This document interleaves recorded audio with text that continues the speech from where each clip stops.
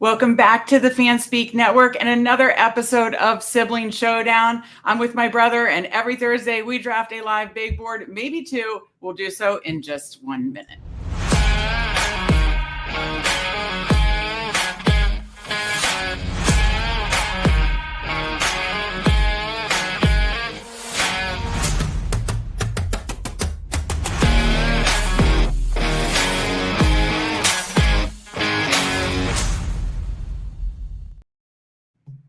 That's right. Every single Thursday, I'm here with my sibling, my brother, Steve. If you saw a Friends graphic, you'll see a Friends graphic.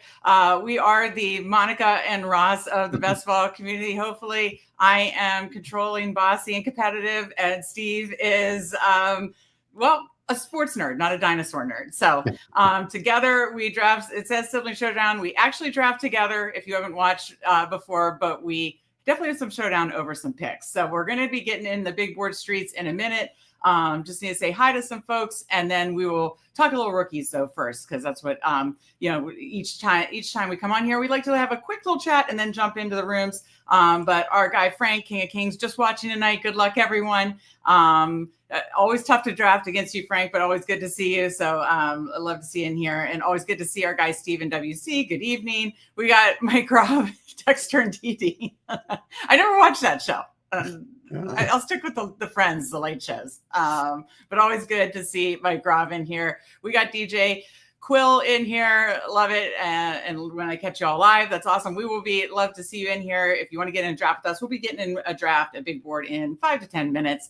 But Steve is our rookie expert, and we are going to be doing more and more rookie shows these next. We are exactly today. Is it 5 weeks or 6 weeks from the NFL draft? I believe 5 weeks. Yeah. 5. Okay. So 5 weeks tonight from the NFL draft. So folks, that means only 5 more weeks of big board drafting season, essentially. Mm-hmm. And by the way, Steve, we were totally wrong on I thought that we were going to have rookie sophomores this week. Didn't get that. Maybe next week. Let's put it out in the universe. Maybe next week we get a rookie sophomores or super flex. We'll take it. We'll mix it up. Yeah. We'll get it on the channel if they do. I think the little board's full now, so they need to put something out there. Yeah, exactly. And, obviously, and to the people joining us tonight, thank you for on the night where, first night of college, of obviously the NCAA tournament, a little basketball, a little best ball. We appreciate you being here. Got to say hi to, we got best ball on call. Steve is so patient with the tech on Meg's end. Yeah, I was in rough shape the other night with my tech, and Steve always can talk it through it and all that stuff. So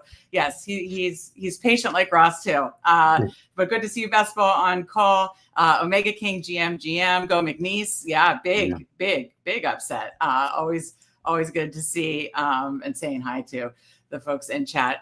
Omega King, if you want to draft with us, to get in a draft here in 5 minutes or so. But we always like to talk through stuff first, Steve. And again, 5 weeks to the NFL draft, 5 more weeks of big board drafting season. And we're going to be doing more rookie shows because Steve has scouted rookies for well over a decade, and he helps us make decisions on rookies. And so, Steve, I'm going to put up your graphic. We've done a rookie show. We've talked through like rookies, free agency, some of our favorite ADPs. But let's circle back to the rookies for just 1 second. I'm going to put your rookie target list that we did with the show a couple weeks ago on the screen. And these are just like the main rookies you are targeting. But if you look at your exposures, who are the rookies that you are, let's just make an artificial number, over 20% on? That means you're very, very bullish on. Let me bring up my exposures real quick. Sorry about that. Well, and as you're doing that, I will say, after listening to Steve, both on here on Fanspeak shows and obviously just talking to him because he's my brother and I like to pick his brain, and that has helped me in best ball. I'd say the rookies that I am most exposed to are Amarian Hampton, which I'm super excited about because I feel like he's going to get first round, draft capital. Going to go night 1, I think. I really believe so. Obviously, Camp Scatterboom. Mike Rob jokes that there should be a restraining order out for me for the Scatterboom family. I'm trying to get more Travis Hunter, but now his ADP is flying up. I do still have a good bit of a lot of the other running backs, but I think probably the most of Sampson and Neal as far as other running backs outside of Hampton and Scatterboom. Okay. And then other receivers really quick that I'm really overweight on. other than wanting to get more. Travis Hunter, I've fallen below 20%, want to get that higher. Because I mean, again, if he goes to the Pats, like that could be just a wheels up situation. I have some of those the later guys. I need to get more like the Mbuka Golden. I'm pretty high on Burden. And then like the Jaden Higgins, Jack Besh, the later guys. And then, I have a lot of Warren and Loveland, but that's mine as you pulled yours up. Who are you over 20% exposure So to? first, I'm not at, just because right now, the only quarterback I'm at 20% is Baker Mayfield, but I do have Cam Ward. He is my tied for my fifth highest quarterback at 17%. Okay. I just want to mention that. It's looking more and more now that he's probably going to the Titans or, Giants or Browns do some sort of trade up. So in that situation, I'm pretty bullish on him. Running back Cam Scadaboo, I have 32%. Amari and Hampton, 21. Devin Neal, 20. Trayvon Henderson, 20. And then I have a bunch of guys in like 17 to 15%. Okay, so I'm sorry, read the running backs again. Cam Scadaboo, 32. Amari and Hampton, 21. Devin Neal, 20.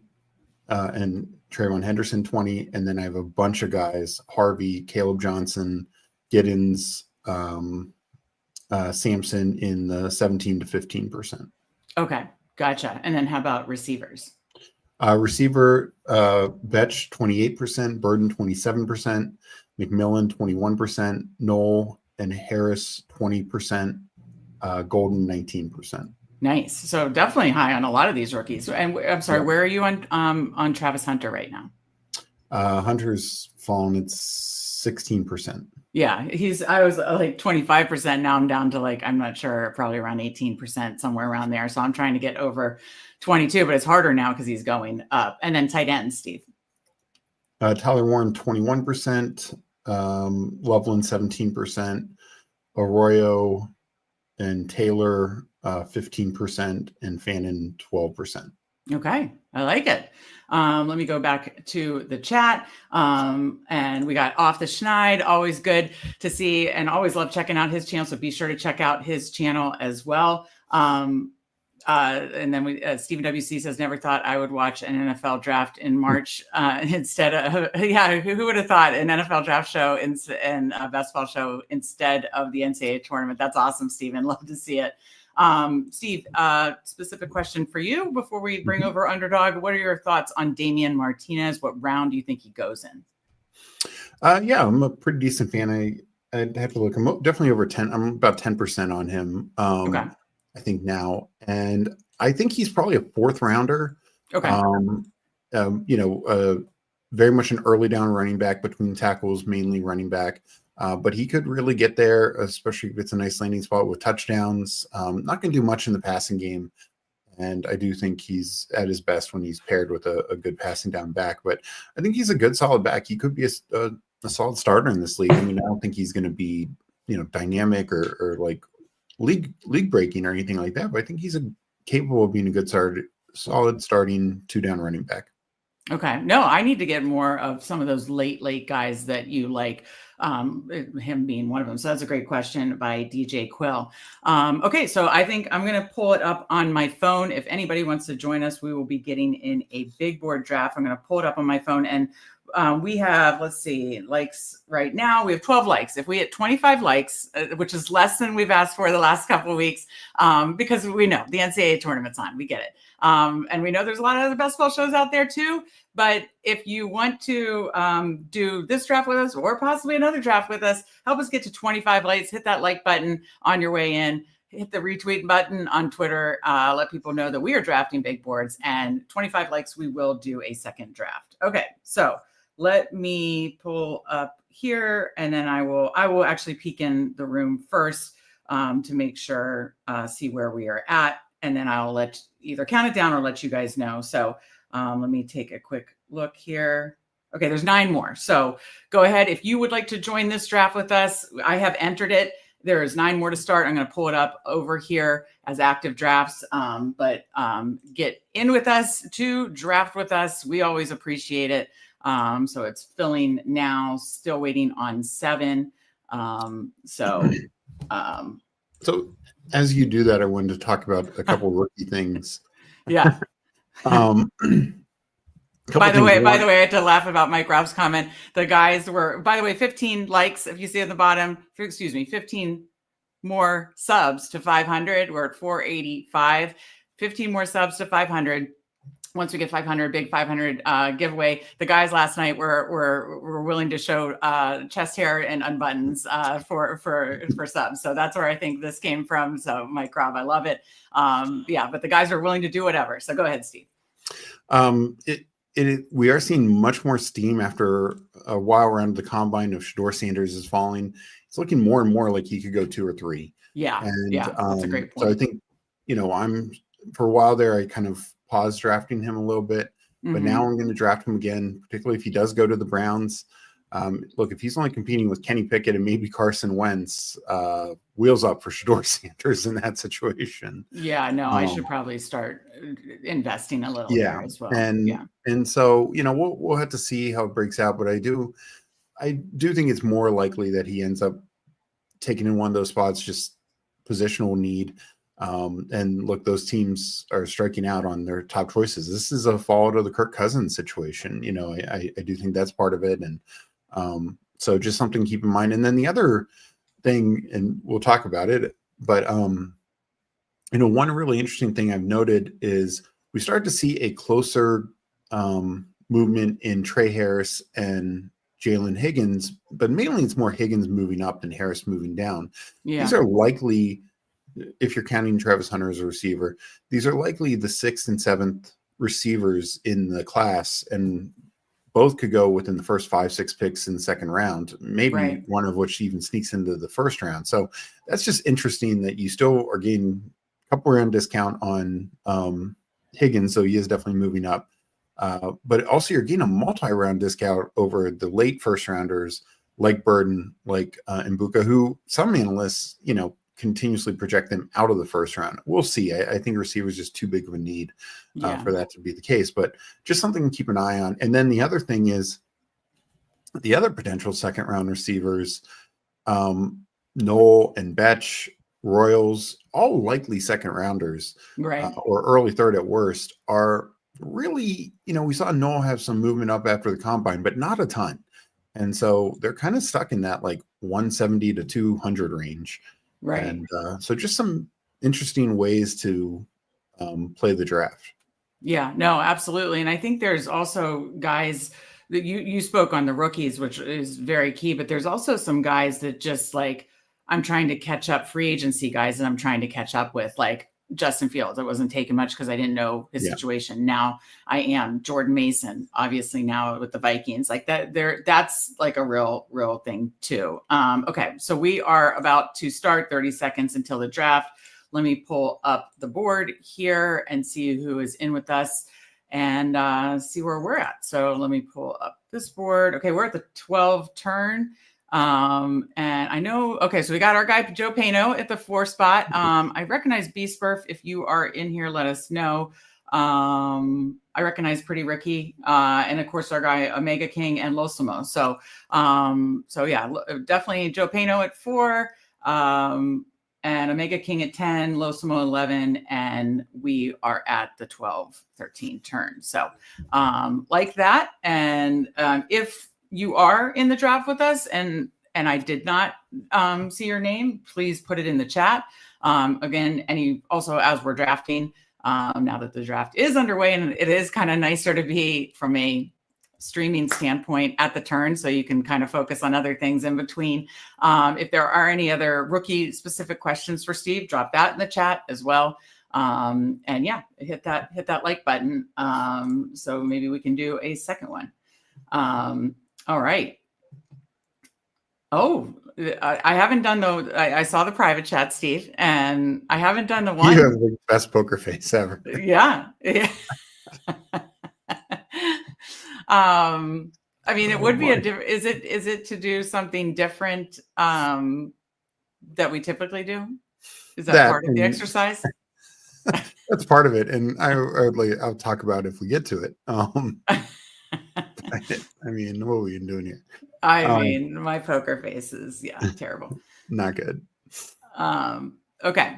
So it starts out pretty much, let's see, Chase, Barkley, Jefferson, Bijan, Gibbs, Malik Neighbors at 6. Other than that, pretty standard. But Puka goes 7, and we're up in a few here. And I'll share this tab in a minute here. We'll see what our guys in chat, Omega King and Losimo, do.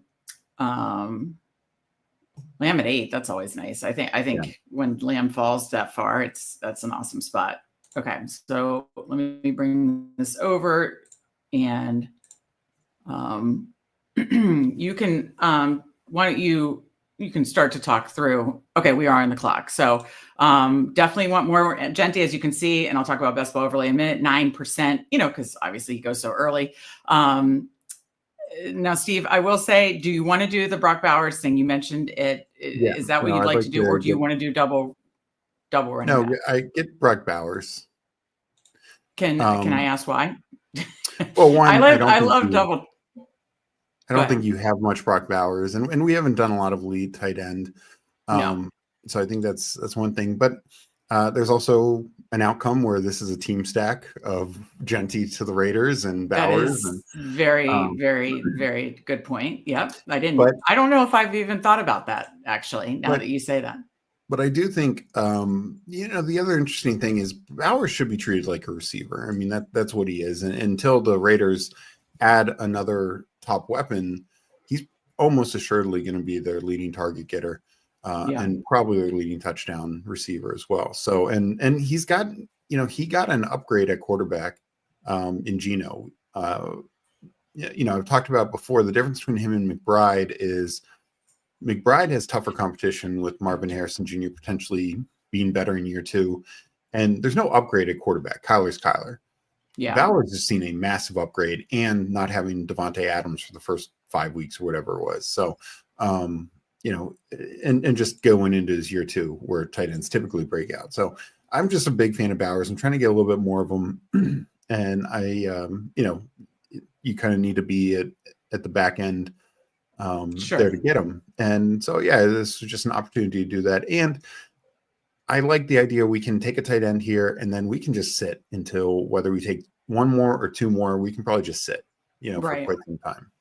No, I think it's very good. I mean, I always talk about through, especially as we get into the main best ball drafting season, but even now in big board drafting season, to diversify your portfolio. And sometimes I need to remind myself of that. Again, we'll show best ball overlay as we come up, but it helps you see your exposures. And there are going to be some guys that I'll have fades on. I know Paul in chat asked us like what percent, and because my volume's is less than yours, I probably have more fades in the top 125 or whatever than you do, but I am going to have some fades or very underweight stances, just like I'm going to have some overweight stances and as well. But no, I talk about, sometimes I have to force myself to diversify portfolio or to force myself to diversify the builds portfolio. I think that's important too.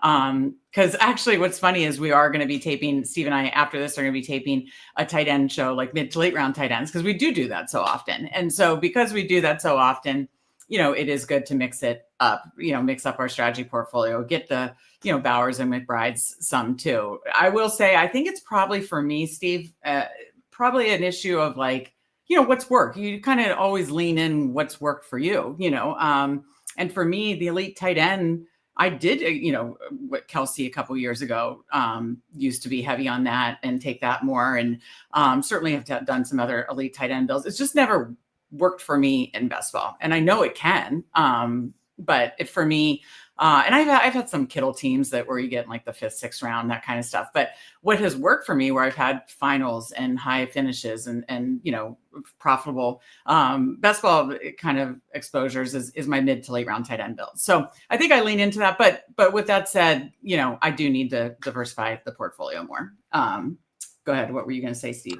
Oh no, just it's easy to forget, but Bowers was 6th in targets on the year and 3rd in receptions. And sure, he needs more yards, he needs more touchdowns. That's it. But for the new better quarterback comes into play. Okay, question here from Steven. What second-year players that you liked as rookies that did not play well or were hurt that you like this year? Not talking about Bowers, Daniels, and then I'll pull up the. Yeah. So, quarterbacks, I think, obviously, Penix and McCarthy are the two that, McCarthy being hurt, Penix just not getting a chance till the end. I'm, now that it does appear that the Vikings are going to go give the job to JJ McCarthy, I will draft him more. I've taken him very little up until this point, but he just goes with the quarterback whisperer and Kevin O'Connell. He's got elite weapons. Penix has great weapons, good offensive mind, and Zach Robinson there as well. Good offensive line. So I think both are in really good situations to succeed. At running back, I don't know if there's anyone that I see as a true breakout. I'm definitely taking more like a little bit more Corum and Jalen Wright, things like that. But those are still more likely contingent value plays. I do think there are some receivers who, obviously the big ones who did succeed. But, I just mentioned him, Marvin Harrison Jr. There's no doubt that he was a disappointment last year, but he's probably going to be he should be the team's number one weapon. Him and McBride kind of sharing that role. And I just wouldn't be surprised if he earns more targets in year two. Same with the Dunze.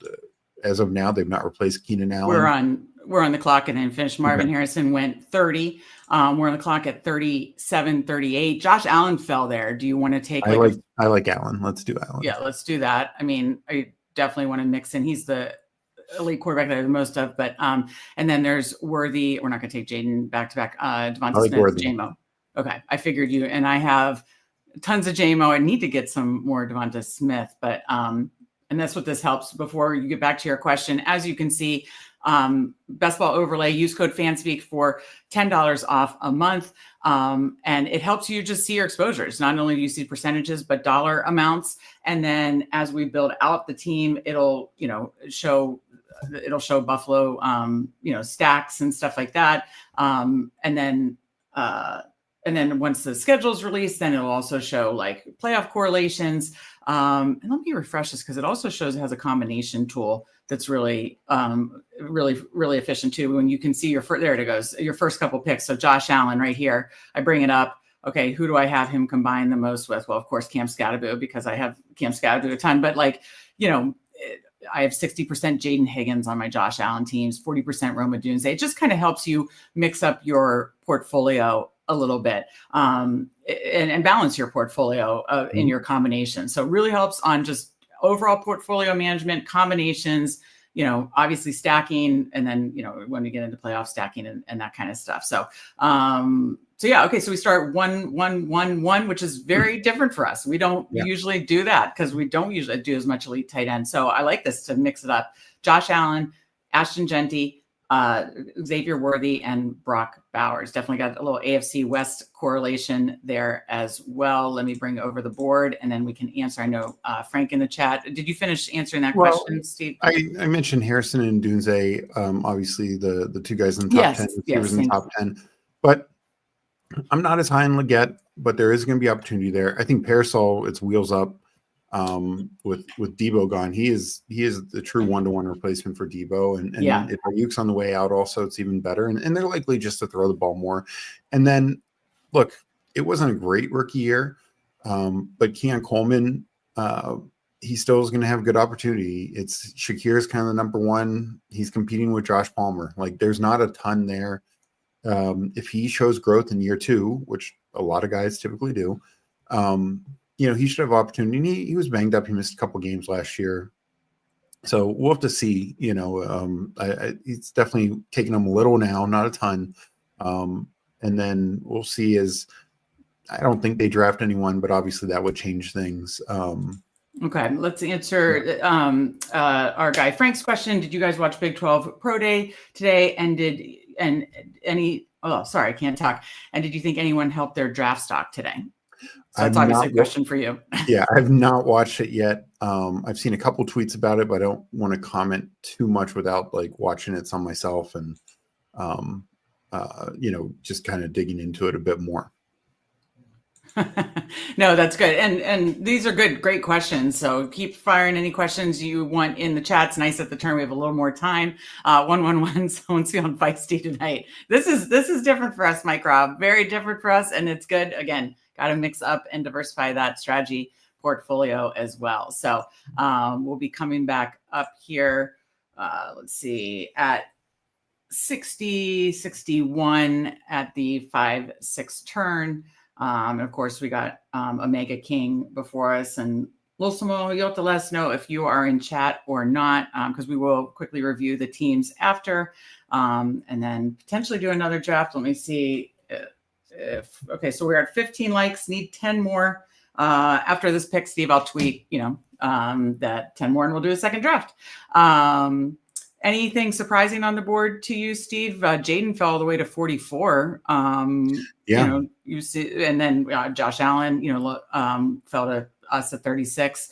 So it's kind of like more spread out as far as the quarterbacks went in this one, as far as Lamar first at 32, then we go Allen at 36, then all the way to 44, Jaden, and 48, of course, Burrow at the turn with Jamar Chase. And Jalen Hurts goes all the way to 56. So yeah, a little bit of a quarterback fall here, which is interesting. Because we've definitely seen drafts where quarterbacks just fly off the board. Yeah, absolutely. Okay, with our 111 at 61, Steve, top of the board, Cortland Sutton, Walker, Judy, Henderson, Debo.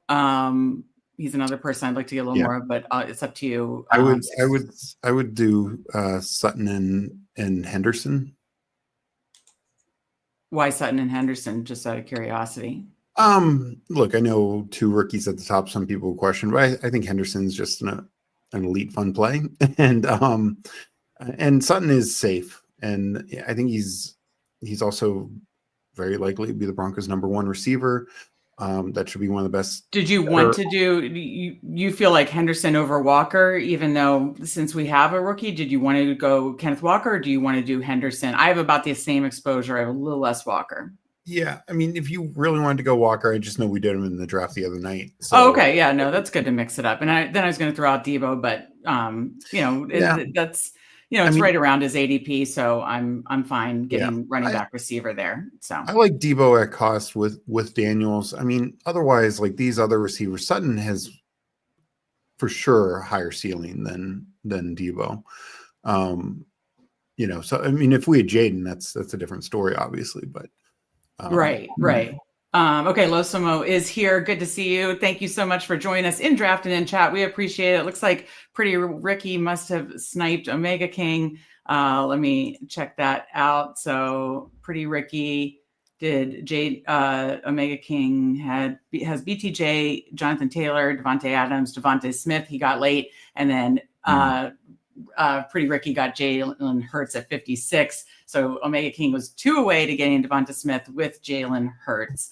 And he goes Chuba, Kenneth Walker there, Omega King. I like that. Yeah. And then Losimo has 3-3 build. Yeah, very nice. Yeah, very nice 3-3 build to start. And then Losimo, Nico Collins, a chain, Mike Evans, Chase Brown, Chris Olave, Jerry Jeudy. So like that 2-4 build to start as well. So and then Joe Pano at the 4 spot, Bijan Robinson, Garrett Wilson, Trey McBride, again, another elite tight end, Roma Dunze, who you mentioned as answering Steven's question, a potential, second year, breakout there. And my guy, JMO, love JMO. And then he goes Quinshon Junkins, which I love being able to get. He got him at 69. So that's great. No, these 2 rounds is a strong area for running back with the rookies and guys like Kamara and Walker and Chuba. If you guys draft another quarterback and tight end before round 10, I'm going to know you have safe word at night because you're living way too wild to be investing that much. Yeah, we've literally done shows about it. We're going to do a show about it. It'll be up on the channel tomorrow, hitting that mid to late round tight ends, hitting that mid round of quarterbacks. So Mike Robb knows our tendencies here in the draft. And that's why it's good to keep people on their toes here. And I will say typically I generally only like to do one of those elite positions in the top 5 round. Like if I'm taking a tight end, I'm not taking a quarterback. Right. And vice versa. But I I mean, there's nothing obviously wrong with changing it up some. Exactly. But generally speaking, I typically only go for one in top 5-6 Right. rounds. That's why I said 1-1-1 to start. We're wild tonight. I mean, just absolutely wild over here. All right. So it's coming back around. We are in the 7th round here, Steve. We will be back up at 84 and 85 with a 1-2-2-1. So just I had to check the MLB drafts have gone down to an hour, so I just had to make sure. Oh yeah, no, definitely make sure. Because when's opening day? Is it next with the 27th, I believe? Is that next Thursday? Yeah. Yeah, today's 20th. Yes. Okay, so a week from today, opening day. 5 weeks from today, NFL draft. It's wild. And then how many weeks until the Masters? That's the other big spring event. It's like it's before the draft, so it kind of in between. Yeah. All right. So we will be back up in about 5 spots. Joe got Junkins and and George Pickens at 76. When Pickens falls a good bit, I need to be taking more. I mean, it's just so crazy that we just still don't know their quarterback situation. But we've talked about this before. This is probably now where I feel comfortable taking Pickens. Like, when 50s or 60s, no, but 70s, especially mid 70s, sure. Like they can support 2 top 75 receivers, even if it is an average quarterback. Okay. Najee goes at 80, which he's rightfully moving up. Okay, we are back on the board. So I'm just trying to see Genty, Henderson, Worthy, Sutton. Okay, we're back up on the board at 84, 85. Top of the board is Luther Burden, Golden, 2 rookies, Hawkinson, Aaron Jones, Jalen Warren, Pollard. Then you get into some of the quarterbacks. They took who'd they take? They took Mbuka. So Mega King, Mbuka, and Burden. So 19 seconds. Let's take Golden. Okay. Let's talk through something for a minute. So need to get my Aaron Jones exposure up. So I'll throw out that. But I mean, do we just reach for what the guy I mentioned before the show? No. Aaron Jones or Tony Pollard would be. We need a 3rd running back and a veteran. Oops, I had cued the wrong player. I only have 4% Pollard and 2% Jones, so I need more of both. Let's go Jones. I mean, it's going to be the better offense. Do we have Vikings or Titans? And no. Yeah. Okay. Let's go with the lean into the better offense there. Okay. So 1-3-3-1 to start. Let me pull the board back over here. I don't think my guy will come back to me, but just had to try to talk in code again. We've disbanded Brotherhood with the dot. Always good to see you. Thank you so much for joining us. Love to see it. See you in here. Okay. Anything on the board of interest or note, Steve, as we have a little break here, and I'm going to tweet that 8 more likes, we'll do another draft. Because we have 17 likes. No. A lot of, like you mentioned, some of the guys who were rising and stuff. Quarterbacks fell a little bit, but kind of still what we're expecting with this kind of run in the 8th round here. Oh yeah, absolutely. So no, nothing too crazy. Well, I have to tweet something. So if you could talk through any other rookies to note again, if you have any questions, since we do have a little break being at the turn, it's nice. Any rookie questions for Steve, drop them in the chat. But yeah, talk through any kind of rookies in this area maybe you're targeting as I tweet. Yeah. Right now Tyler Warren is obviously a rookie in this range. Coming up in the next round is, I think, no matter what team he goes to, I'd rather not be the Colts, but I'm just such a big fan of him and could have a similar, what we've seen the last 2 years as a rookie being tight end fantasy wise tight end one in Bowers last year and Laporta the year before. So, I think he does have that upside. I think that run of receivers, we got the tail end of it with Matthew Golden. I think is strong, but like I mentioned earlier, it is interesting that guys like Jaden Higgins and Trey Harris, who are maybe only going to go 4 to 8 picks lower than guys like Burden and Buka, are being taken rounds later in these drafts. So I'm a big fan of both those receivers. I think Higgins is really moved up, and both are probably top 40 players, particularly on teams that pass on receiver in the first round. One of them, I mentioned earlier, Cam Ward to the Titans, likely 1 overall. They very well could be looking receiver later in the draft. So I'd expect them to draft somebody to help build that roster out. I think you have a lot of teams in the early second round probably looking receiver. So just something to keep an eye on. There goes your guy, Travis Hunter. Joe took him. So Joe, good pick. I love it. Okay. So here's now. Can I say why I'm obsessed? What is? Oh no! Now he's picked. I don't know that I can see the ownership on him. So I'm so obsessed with it because I feel like more and more if 2 quarterbacks go, then you just and if then Abdul Carter goes, then it just feels more and more like Hunter could go to the Patriots, and Hunter to the Patriots, they cannot get a receiver. I mean, I don't know what's happening with Diggs, but that ain't, they need more. I just think Hunter to the Patriots is such a awesome spot of what we were dreaming of when we were taking him in the 140s, 130s, 120s, and even here at like pick 100. I don't care. I always still wanted to take him in this range, and that's why it just didn't work out numbers wise, and that's why I wanted to reach for him at 85 or whatever I was at. But excellent pick, Joe. I love it. And I need more Travis Hunter. Okay, we're on the board at 108. Tyler Warren is there. We could get him and then be done at tight end. Don't mind that. So I'll just put that in. I like Bateman there also. So at the top of the board, Pacheco, Purdy, Warren will be our pick if nothing. Bateman, Njoku, Mims, and then other quarterbacks and stuff. So why don't we take Warren and be done at tight end? Yeah.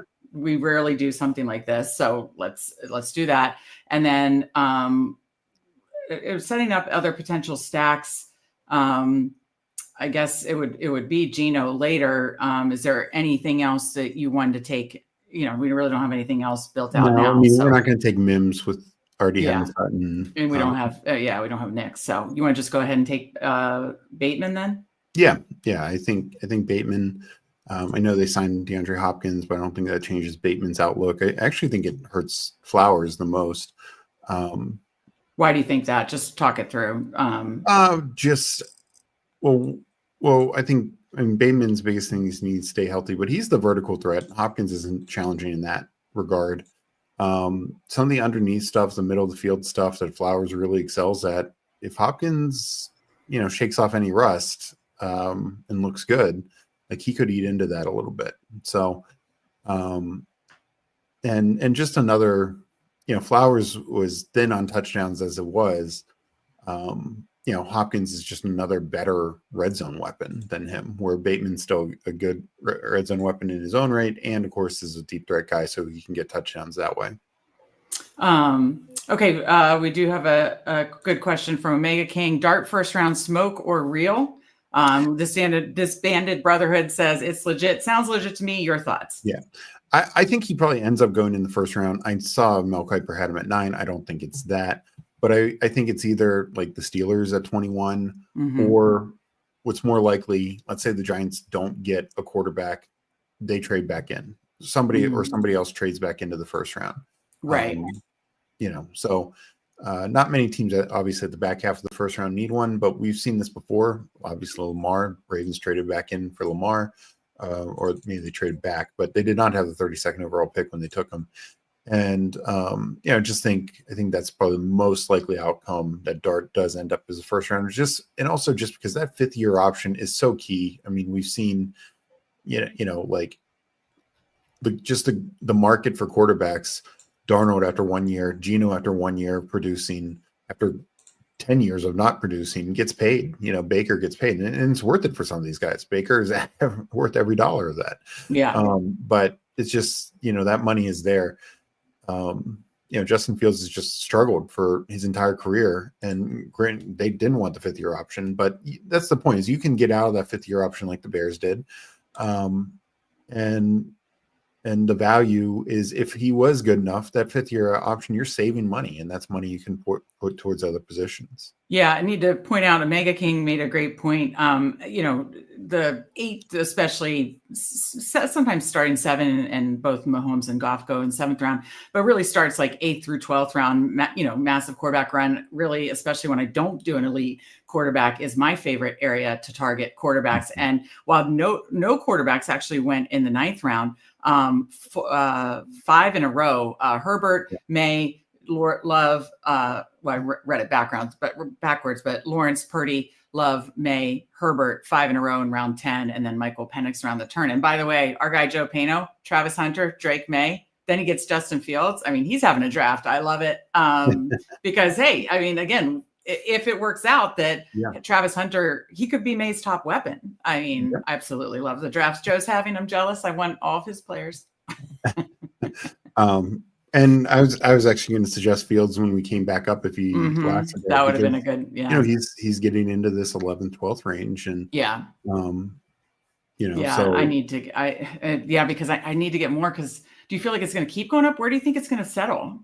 I mean, I think it does. I think it should settle around here. I think it does hit a ceiling, because yes, he's got more spike week potential than some of these guys ahead of him. But I mean, guys like, Lawrence, everything was going wrong for the Jags last year, and their offense was, pretty antiquated. And yet Lawrence had a string of like multi 20-point games. And it's like, hey, if things go right and we actually have an offensive coordinator who knows what they're doing, maybe those 20-point games become 30-point games. That's what we saw happen to Baker this past year. Yeah. So same with guys like Herbert, Love, we can see the bounce back. We know what he did 2 years ago. Dak, same thing. We know what he did 2 years ago. So, yeah. Okay. We're up in 2, and we just lost Cam Scatterbo, so I can't get it back above 50%. Trey Harris just goes to our guy Lossimo. Great pick there. So, and Omega King took Stroud. So how do you want to handle this top of the board? We're kind of done at tight end. Coleman would be the stack. Ugh, he stinks. Okay. I mentioned earlier that he could have a good year too. Yeah. Okay. So we'll take Coleman, stack with Allen. 133. We're done at tight end. I mean, how do you want to handle this with the massive run? Yes, we like Geno later. Is there anything else that you see that fits, or 20 seconds, or did you want to take another running back? I mean, the Dobbins thing does make me a little nervous. Yeah, nothing fits. Let's go. Honestly, I would bring up Bryce Young. I really like Bryce Young. Well, and we can backstack him. Yeah, he's able. You can backstack him. And look, I know it was a rough start to his career, but boy, if you get the Bryce Young we saw the last 6 weeks, there's some upside there. Let's see why it's not highlighting Allen. Let me just refresh really quick. And then we can look for, because Best Ball Overlay will show you the stacks. So obviously to see with, so it highlights like Leggett, who were, not as high on as some other, probably not as high as the market. And I know you like Thielen a lot and have made a lot of great points. So we've started 2, 3, 5, 2. We're done at tight end. And let me pull the board back over here, Steve, and then we can check in with the chat. All right. So our guy Cam Scatterbo goes at 129 right before us, and Omega King, mentioning the quarterback run, was able to get CJ Stroud and Dallas Goedert with his last 2 picks. Lossimo got Tua. We just talked about the quarterback run, got Trey Harris and Tua. And then we had talked about liking Joe Pano's last few picks. I mean, we talked through potentially Pollard. He gets Pollard, Travis Hunter, May potentially stacked together. Fields, we talked like this great in this area. I need to take more Fields in this area. So yeah, I like what everybody else in chat's doing. Yeah. So yeah. Go ahead. What were you going to say? Well, one thing I wanted to call out, we mentioned it the other night, but Underdog Network, Josh and Hayden, they've been doing their running back shows this week. Yeah. Have been really good. I highly recommend everyone watch him. Let's say I'm very in line with Hayden on a lot of things, and Josh is pretty close. But the one interesting thing, Michelle Tootin, who's moved up to the 12th round, they were both very much in agreement that he's a day 3 guy and probably an early day 3 guy, but just something to keep in mind. And that's why I was never been a massive fan of his to begin with. But it's, and also they categorized him most as like a very, very clearly a role player. And, and probably early on, potentially really limited snaps. Because was he the one? I've been watching all the running back series. Is excellent on Underdog Network. Is he the one that struggles in pass protection? Yeah, he's not great in pass pro. He has a number of drops. He has a number of fumbles. So it's hard to see him getting a big passing role early on. I mean, we'll see. Maybe some coach just absolutely loves him and they find a way, but it's just something to really keep in mind. And also for as explosive as he is, and he like led, one of college football leaders in like explosive runs. He was also one of college football leaders in runs that were stuffed for no gain. And there's a lot of coaches who just don't live by that. They're not going to accept the feast or famine mentality of it. Right. Absolutely. All right. So to read through where we're at, we are in the 13th round now. We're at 2, 3, 5, 2. Allen, Bryce Young, Ashton Genty, Travion Henderson, Aaron Jones, Xavier Worthy, Cortland Sutton, Matthew Golden, Rashad Bateman, Keon Coleman, Brock Bowers, and Tyler Warren. So we'll be back up in 8 picks. Anything else you're seeing on the board as we approach our next set of picks at the 13-14 turn, Steve? Not really. I mean, again, the quarterbacks, and we were part of it, have just continued to go. We're, through like 23 quarterbacks, 24, I think maybe 24, 25 now. So I think this is for a couple of reasons. One, the uncertainty at the bottom of the position is key. So it's pushing the other guys up. And then we've seen a lot of free agents, either due to roles changing or situations changing. We're starting to see some guys just start to go lower because of guys coming in or whatnot. So quarterbacks we're feeling pretty safe on. We know these guys are locked into these roles now. And I think, and it makes sense. Like if the higher you draft the pick, the more certainty you want with it. Disbanded Brotherhood, you mentioned Tootin, and Disbanded Brotherhood said his ball security made me not take him as issues, made not take Tootin as much. And, I know talking through with you, that was my concern. Then hearing Josh and Hayden's show talking about that it made me concerned. I was like, am I doing something wrong here? Or should I be, because he flew up so much after the combine. So we are up into Omega King is on the board, and then Lawsimo, and then us at 156. So I had Samson queued. Omega King goes Samson, great pick like that. Lawsimo is up, and then we have 2 picks, Steve. I did queue a couple just because I was just trying to wrap my head around kind of what we needed or what we wanted to potentially target. So again, done at tight end. I'll just say that we have 2 Raiders, so that's why I put Gino. I know you've got me drafting a lot of Adam Thielen, but he stacks obviously with Bryce Young. But then we have a falling Devin Neal. So how do you want to handle it? Because I say we take 2 of these 3 players. Yeah, I think we kind of need Neal. I know it's another rookie, but I do think he's got the upside to be a starter, and running back we're thinner.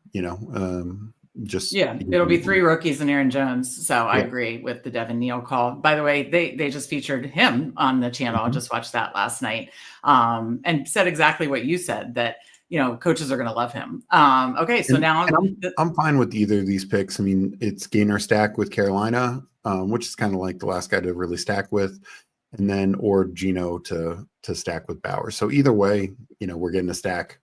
Yeah. I mean, do you have a strong, I do kind of want more. I have a ton of Adam Thielen. I do kind of want more Gino. Yeah, let's go Gino. I mean, because not often am I going to take Genty and Bowers. So, and the reality is, I mean, I think Ward will be, we're not taking Anthony Richardson, obviously. Ward will be gone when we come back. Our only other viable quarterback is going to be either Darnold or And I have hard. a ton of Darnold. I need And more Geno. they might not make it back to us with us being at the end. Like we're in the middle. Maybe we could ensure that a little bit more. But And I know some people will say, "Oh, well, you took Josh Allen." Even in the big board with 20 rounds, I'm still taking 3 quarterbacks because we don't know bye weeks. We don't know bye weeks. And talk about it. Go ahead, and then I'll. I had one more thought, but go ahead. Sorry. Well, and one, well, we generally take 3 quarterbacks even in 18-round drafts. Yeah. In 20-round drafts, because they're all taken, like in an 18-round draft, some of those drafts where there's just going to be a couple of starters who don't end up being taken, right? But you're not dodging them. But here we're dodging everyone. In fact, we're dodging backup quarterbacks, like the Richardson or Daniel Jones type situation. So, it just, you don't always want to be too far unique. Like, is it helping you that much? We can make up getting another viable receiver later, but the point is, like, our quarterback situation, it really thins out. And then the final thing is, people who say bye weeks don't matter. A quarterback, even a below average one, should be gaining about 15 points a week. Yeah. So if you take a 0 of 15 points, that hurts. Like if you take a 0 at tight end, an average tight end's getting like 7 points. 7, And 2 years ago, we had massive quarterback injuries. Last year weren't as many. But if it's back to what it was 2 years ago, again, my Bulldog team, and again, it's kind of like, and first I got to say hi to Who Hames in chat. So always good to see you. Thank you for joining us. But I talked earlier about like the tight end thing, how, elite tight end has never been what's worked for me. Doesn't mean it doesn't work. It's clearly works. Yeah. That's what I, again, love about basketball, multiple ways to win and have success. But what's worked for me is the mid to late round tight end. So you just kind of lean into that more. Sorry, I was looking at wait, I just lost my train of thought. Damn it. The 3 quarterback build. 3 quarterback. Thank you. So 3 quarterback has been another thing that's worked for me. And this is even in the 18-round drafts when I made BBM finals, and both involved Dak being injured, which is crazy. 2022 season, Dak got injured, missed the first 6 weeks, pushed that team through still with Kirk Cousins and Carson Wentz, who was benched by week 6, but his spike weeks happened to be when Dak was out. So whatever, help push that through. And to get that team to best ball, BBM finals, which is the whole reason I got hooked on best ball, by the way. And then this year, fast forward to this year, my Bulldog team that made the finals, Dak Prescott. It was Dak, Justin Herbert, Aaron Rodgers, and people would probably be like, gross, like, how's that team going to do anything? Well, it did, because my running backs were awesome. I hit on late round receivers and mid to late round receivers and tight ends. And, I soared into playoffs. And then, believe it or not, Aaron Rodgers had a 30-point week 15. And then Justin Herbert was good enough with my running backs and receivers to do its job. So had I only had one of them, there's no way I wouldn't have made semifinals with Justin Herbert's score in week 15, and then, needed Herbert in the other 2. So, it's just, it's funny, and it, kind of what has worked for you in the past. And so, believe me, I've seen a ton of lineups that have been super successful with 2 quarterback builds, and that's great. It just hasn't, worked for me. And I know these particular lineups wouldn't have gone far without me doing 3 quarterbacks. So yeah, you do 3 quarterback a lot is the way to say it, but I definitely want it here too without knowing the bye weeks for sure. Yeah. And especially in a situation where we are going to only do 2 tight ends, like, why are we skimping at quarterback at that point? Right. I know some people do, but just for us, again, in the 20 rounds and everything. And the final thing is, and while advance rate's a little better in these, sure, people create these theoretical week 17 teams that sound amazing, but they just don't get there because they don't advance out of these 12 people drafts. So we want advance rate matters to us. We want to get there. It's like you got to walk before you can run is the way I always look at it. Yeah, absolutely.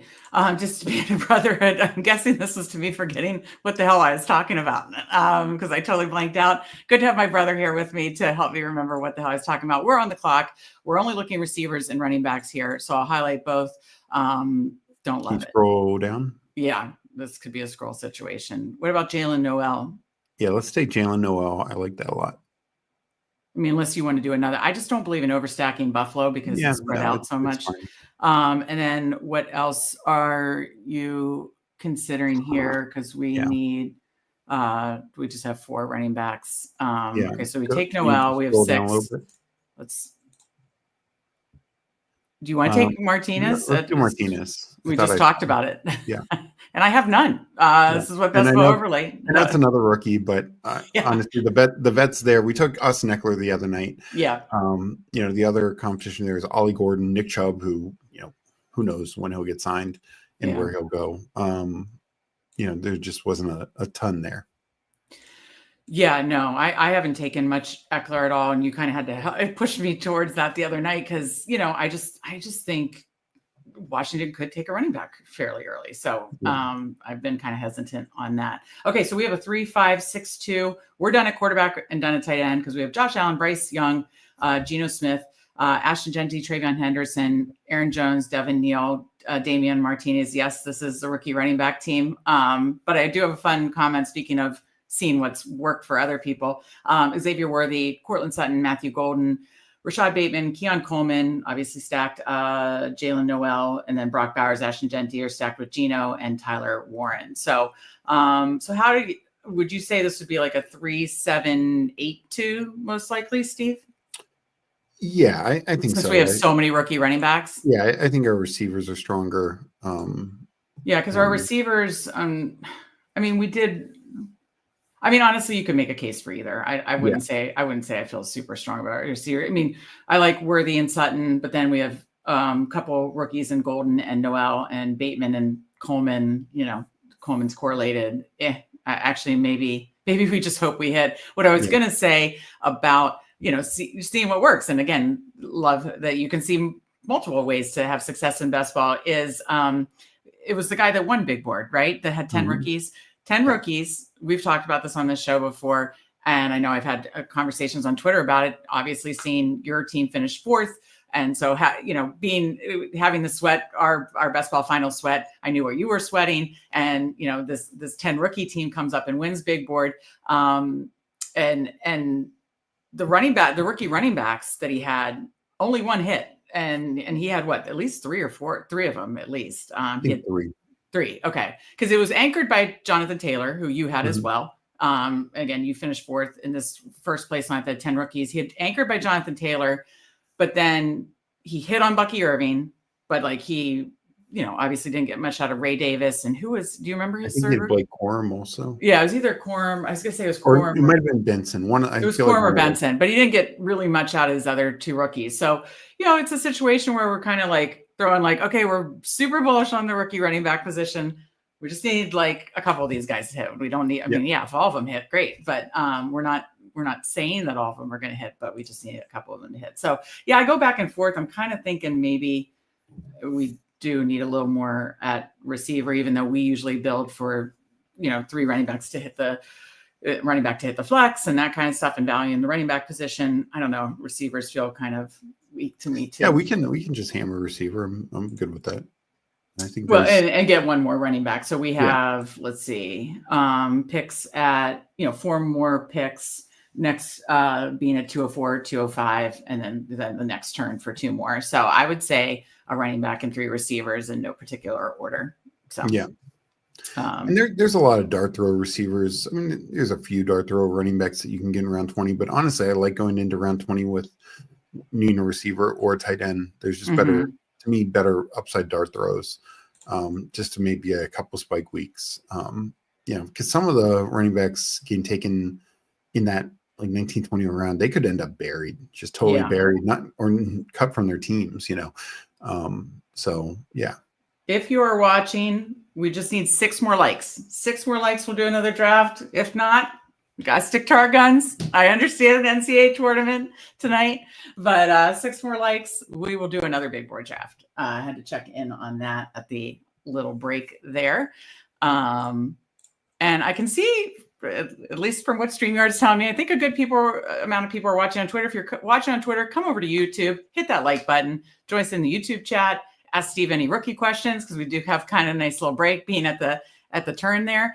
Join us in YouTube. hit that like button, hit subscribe if you haven't hit subscribe, because we are on our road to 500 and doing a big party once we hit that. So, okay, we are coming up. Let me switch over here because it's Losamo on the board, and then we are up. Mega King just took Dalton Schultz. We're up at 204, 205. So top of the board we could, if we were looking for tight end, Jatavian Sanders correlates, but it's more important to build, I think, structurally sound, and we're going to pass on that. So it's Nick Chubb, Justice Hill, Brashad Smith at the running back position, Sovis, Tolbert. So, I definitely like Hill and Tolbert.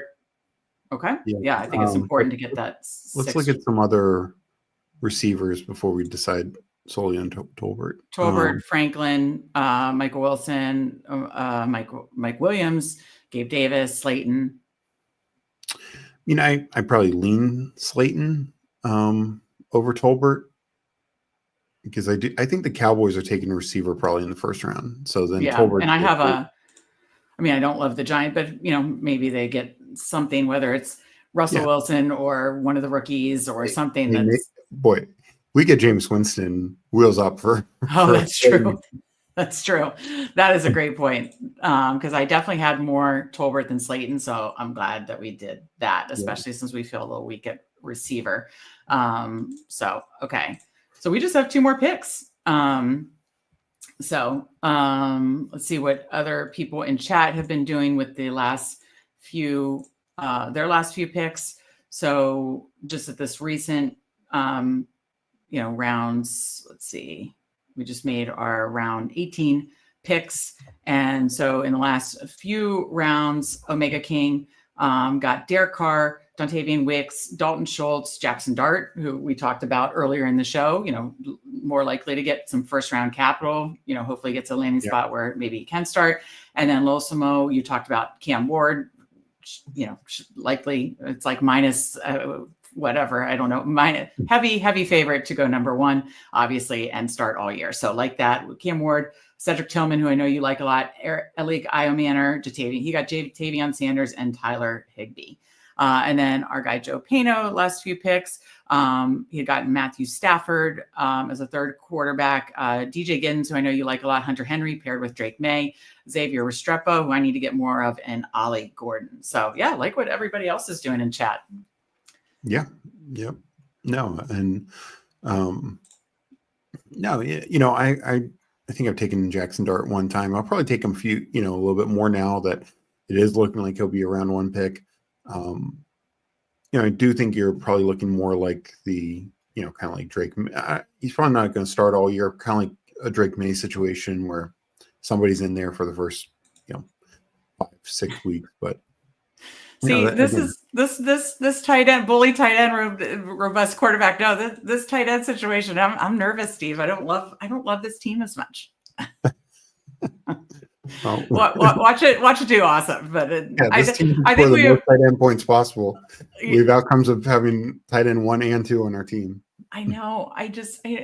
So I totally admit I value running back, quarterback, receiver, and then it's like tight end. Like that's just how it's worked for me. But again, I know this can be effective. It's like I think what the issue is, Mike Rob. I think we didn't get Cam Scatterbo. I didn't get Travis Hunter. Love Joe's pick of Travis Hunter. And yeah, I just the early tight end, and then we followed up with Tyler Warren, who I loved in that area, but I don't like our team. Guys, help us get to 25 so we can draft another team. I mean, and it's funny. It's just, I'm sure some people would look at this team and love it, but well, I think a lot of people would ding us for the wide receivers, but I'm fine with our receivers. Another dot in chat, just like disbanded brotherhood. So yeah, we're not unfortunately close to 25, but if you're watching on Twitter, want to get a last minute push to get a second big board, come in to YouTube, hit that like button, and we'll do a second draft. But it's not looking good, Steve. Oh, we just got another one. Maybe. Come on. You got to do your sales pitch, Steve. I mean, she needs to get. If she doesn't go a day without drafting Cam Scadby, it's not pretty. So please help us. It's like a PSA. Yeah. Yeah. I don't know. We still need a few. Still need 5 more, so it's not looking good. But I'm going to literally have to force myself this year on these elite tight end builds. I just don't like it as much.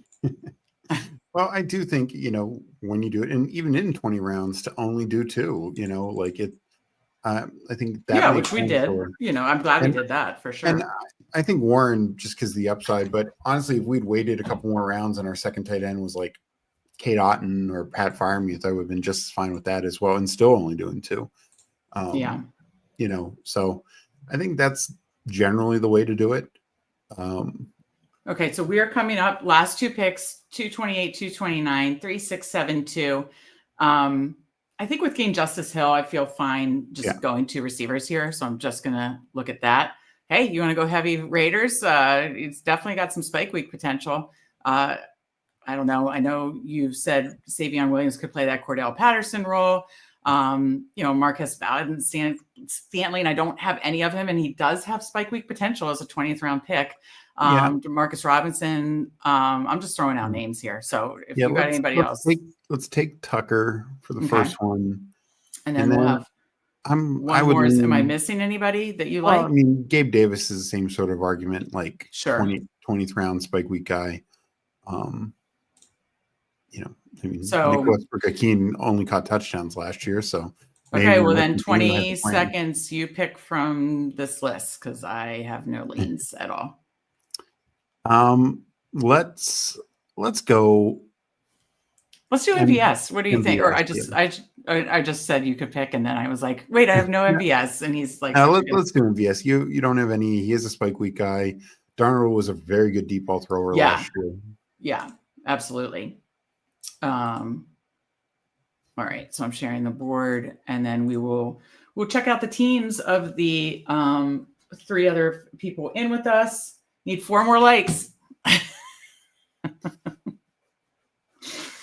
And then we'll check out the teams of the people drafting with us. But no, we have appreciated everybody coming to draft with us every Thursday here on the Fanspeak Network Sibling Showdown. We will draft big board or 2. And Fanspeak Network, again, if you haven't subscribed already, be sure to subscribe. Best ball shows every single day of weekday. And we'll only be ramping it up here as we are now 5 weeks from today from the NFL draft, which means 5 weeks from the official best ball drafting season. Are you making baseball picks? I am. What is the clock down to an hour? Hour, yeah. Yeah. Whew. Yeah. Okay, good question from Chiado Fantasy. Always good to see you in here as well. As a family, do you guys draft fantasy leagues? If yes, who won last year? We did have with our extended family, because we have some cousins that are really into it, and our mom and dad do that as well. We have done it, but we haven't done it in the last couple of years, and I don't know that our family is super impressed with us for that because of our best ball obsession, because Steve was the commissioner.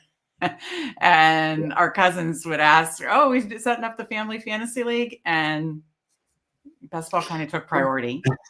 It's tough. So those last couple of weeks in August, I mean, I was drafting so many teams last year. Yeah, and that's when you want to do So especially when the slow clock goes down to like an hour like this, like, ooh, it was dicey last year. But I think all of our family has kind of won. Our cousins have done really well too. So I won early on. I hadn't won in a while. So if our cousins from North Carolina are listening, we're very sorry that best ball has taken over our life. Okay, so let's take a look at the completed draft here. No, that's our board. Oh, I got to refresh it again. Didn't quite finish up. So I think this makes draft number 43 for me.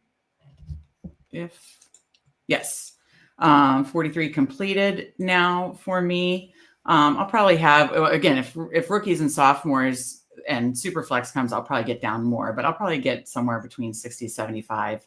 I'm guessing probably closer because I did invest in the bigger board in the war room, which I really love those good advanced rate contests. So, okay, Steve, let's look at our team and the other teams in So wait, I gotta see Mike Rob Fanspeak versus Fanspeak Best Ball Private Draft this summer. We did that with family before too. So, but is that what? Wait, versus fans? Oh, versus fans Best Ball private draft. Yeah, I mean, can we set that up on Underdog, Steve, to have for our subscribers once we launch that? All right, let's go through our team and the teams in chat. So 3692 for us, different build for us because we did. I think you want to be on the other screen.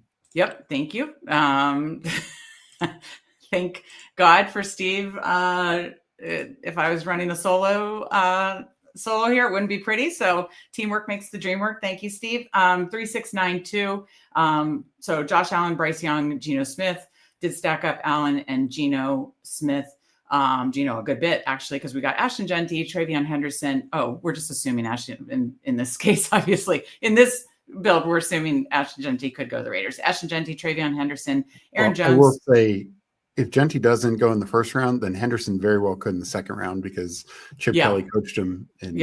Ohio State. Yeah, absolutely. Great point. That's an excellent point. So Genty, Henderson, Aaron Jones, Devin Neal, Damian Martinez, Justice Hill. So 4 rookies, 2 vets. Just need to hit on a few of those.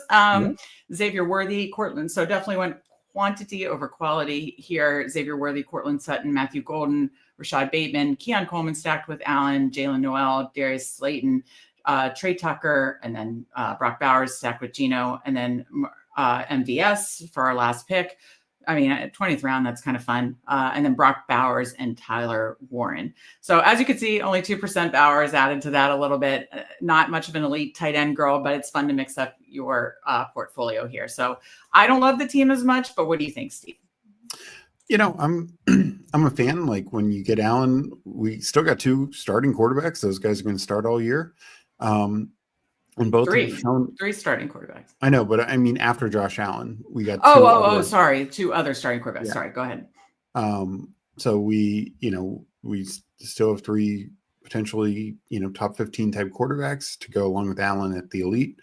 And then, I mean, yes, it's the rookie running back show, but Genty and Henderson are very likely to be not just starters, but heavy workload guys, like in serious roles and have potentially very good landing spots. Devin Neal might be a 3rd rounder, but I also think he could. And earlier the show, somebody asked about Damian Martinez, and I think he could, carve out a decent role as a rookie. And then guys I didn't have him yet, so that's fun. Yeah. At receiver, it's thinner on paper, but we potentially have the Chiefs, Denver, number 1 receivers on 2 really good offenses. We are hoping for Bateman to stay healthy and do what he did last year, maybe even more so. Keon Coleman to have a good second year, and then 2 rookies in Golden and Noel who could both have really good roles. We talked about the Cowboys drafting receiver. It could be Matthew Golden. And then we took 3 just like spike week upside plays and Slayton, Tucker, and MVS. And Slayton has shown before that he can just be a solid guy all around, but he also has spike week potential. And then finally, Bowers and Warren, like I mentioned earlier, Bowers should be treated like a receiver, and that's why we drafted him where we did. And Tyler Warren, if a rookie's going to continue this streak, it's most likely to be Tyler Warren, just because he has some rushing upside as well. We really could get 2 of the top 5 tight ends or something. All right. Good news for you, Steve. They did it for us. They did it. I know you both wanted Steve. I know Steve wanted to draft another one. I do too. I want to draft another one too. So they got us to 25. Chiato and Disbanded Brotherhood popped in and told us, thank you guys. Thank you for getting us to 25. We will do another draft. Let's quickly go through the other 3 guys in chat. Our guy, Joe Pano at the 4 spot, 3683. I know I liked it as it was happening. Let's see it all together here. Drake May, Justin Fields, Matthew Stafford, Bijan Robinson, Quinshon Junkins, Tony Pollard, Trey Benson, DJ Giddens, Ollie Gordon, Garrett Wilson, obviously stacked with Fields, Roma Dunze, Jamison Williams, George Pickens, Travis Hunter, I think could be stacked with Drake May, Xavier Restrepo, Michael Wilson, Tutu Atwell stacked with Stafford, and then Trey McBride, Hunter Henry stacked with Drake May, and Harold Fannin Jr., last little rookie. I love this team. I really, really like this team a lot. to anchor with Bijan, then take, high upside rookie swing with a guy likely going in the second round of the NFL draft, Tony Pollard, solid bet, and then some fun, 3 other running backs to mix in there. I know we're very high on Giddens as a rookie play. And then, you got some nice, obviously, team correlation or potential team correlation, obviously. Team correlation with the Arizona and others. Yeah, absolutely. So I like this draft a lot. Your final thoughts, Steve? I love it. Yeah, no, and like his running back situation, kind of similar to us, Bijan, Genty, those are the anchors. Getting a high upside rookie, and then a vet, steady guy, and that we were debating between Pollard and Aaron Jones. So very similar there. And then just taking some other shots. Wide receiver is, his wide receivers is a little stronger, I'd say, at the top, but that's why we added an extra wide receiver. And then he went similar with the elite tight end build in Trey McBride, and then he waited more for Henry and then tacked on too. No, I like this team a lot, Joe. Thank you so much. We always love seeing you in chat in the draft. So great to see you in here. Let's go to our guy Omega King at the 10 spot, 3683. CJ Stroud, and he was the one that noted, whoa, massive run on quarterbacks, and he had to address it, and he did. CJ Stroud, Derek Carr, and Jackson Dart, who we talked about, obviously potential first round NFL draft capital, could get some, end of the year starts there. Anchored by Jonathan Taylor, Chuba Hubbard, Kenneth Walker. I like that a lot. That is a very strong running back room. Dylan Sampson, Jordan Mason, who I need a lot more of. And Brashad Smith. So I love that running back room. Brian Thomas Jr., Devontae Adams, Devonta Smith, who, got some nice value there. I need more of him. And Buka, Josh Downs, Christian Kirk, Dontavian Wicks, Gabe Davis, Tucker Kraft, Dallas Goedert, and Dalton Schultz. So nice 3, talking about like mid to late round tight ends like that. I mean, all his rooms, quarterback, running back, receiver, tight end. I really like it a lot. I mean, the quarterback is where, he waited on, but as long as you get hopefully some starts from Dart, and you get a full year of Stroud and Carr. I like that you saw he saw it was trending and had to jump on it. So I like his team a lot too. Oh yeah. And his build shows what we typically do and focus those early, 6 to 8, 9 rounds on running back, and receiver. And you just get really, really strong. And that's where he's at. I mean, he's very, very strong. And I mean, he did have to I think he was probably hoping his top quarterback would be a little better than CJ Stroud. Not that Stroud's bad. We saw him 2 years ago do really well as a rookie, but it did turn into a run on quarterback. So he just jumped on it, and it's a strong team, very strong. No, very strong team. I like that, Omega King, and we always love drafting and chatting with you. Losimo from the 11 spot, 3584. Baker Mayfield, Tua. Cam Ward, who we talked about, should get a full year starting. And then Achane with Tua, Chase Brown, Zach Charbonnet, Javonte, Kendre Miller, Nico Collins, Mike Evans, Chris Olave, Jerry Jeudy, Luther Burden, Trey Harris, Cedric Tillman. Obviously, he's building that. I see some Browns correlation maybe with Cam Ward, but even if not, I mean, that's kind of fun to kind of like point towards a certain way and hope it lands that way with the rookie. I've definitely done that multiple times. And then he's David Njoku, Jatavian Sanders, Tyler Higbee, and fun last Mason Taylor, who I know you like as like a late tight end. I like this team a lot. I think with having Njoku, I would maybe have just stopped at 3 and maybe added another running back. But other than that, love your quarterback room. You're anchored by Achane and Chase Brown. And, anchored by, of course, Nico and Mike Evans, and definitely, had some fun potential, like mystery correlation there with the rookie Cam Ward. So that would be my only comment. But other than that, I mean, I like the draft, I do. And whether it's Cam Ward going to the Browns, and then guys like Trey Harris, especially, could easily be the Titans pick in the second round, if he goes to Titans, and that's a great point. So situations like that, or if Luther Burden slides out of the he has 3 rookie receivers there that could potentially be paired with Ward. Position yourself a bit there, but I mean, I whether he doesn't take Sanders and gets a running back, that's a little safer, but I get it. That's where you could do 4 tight ends and be different.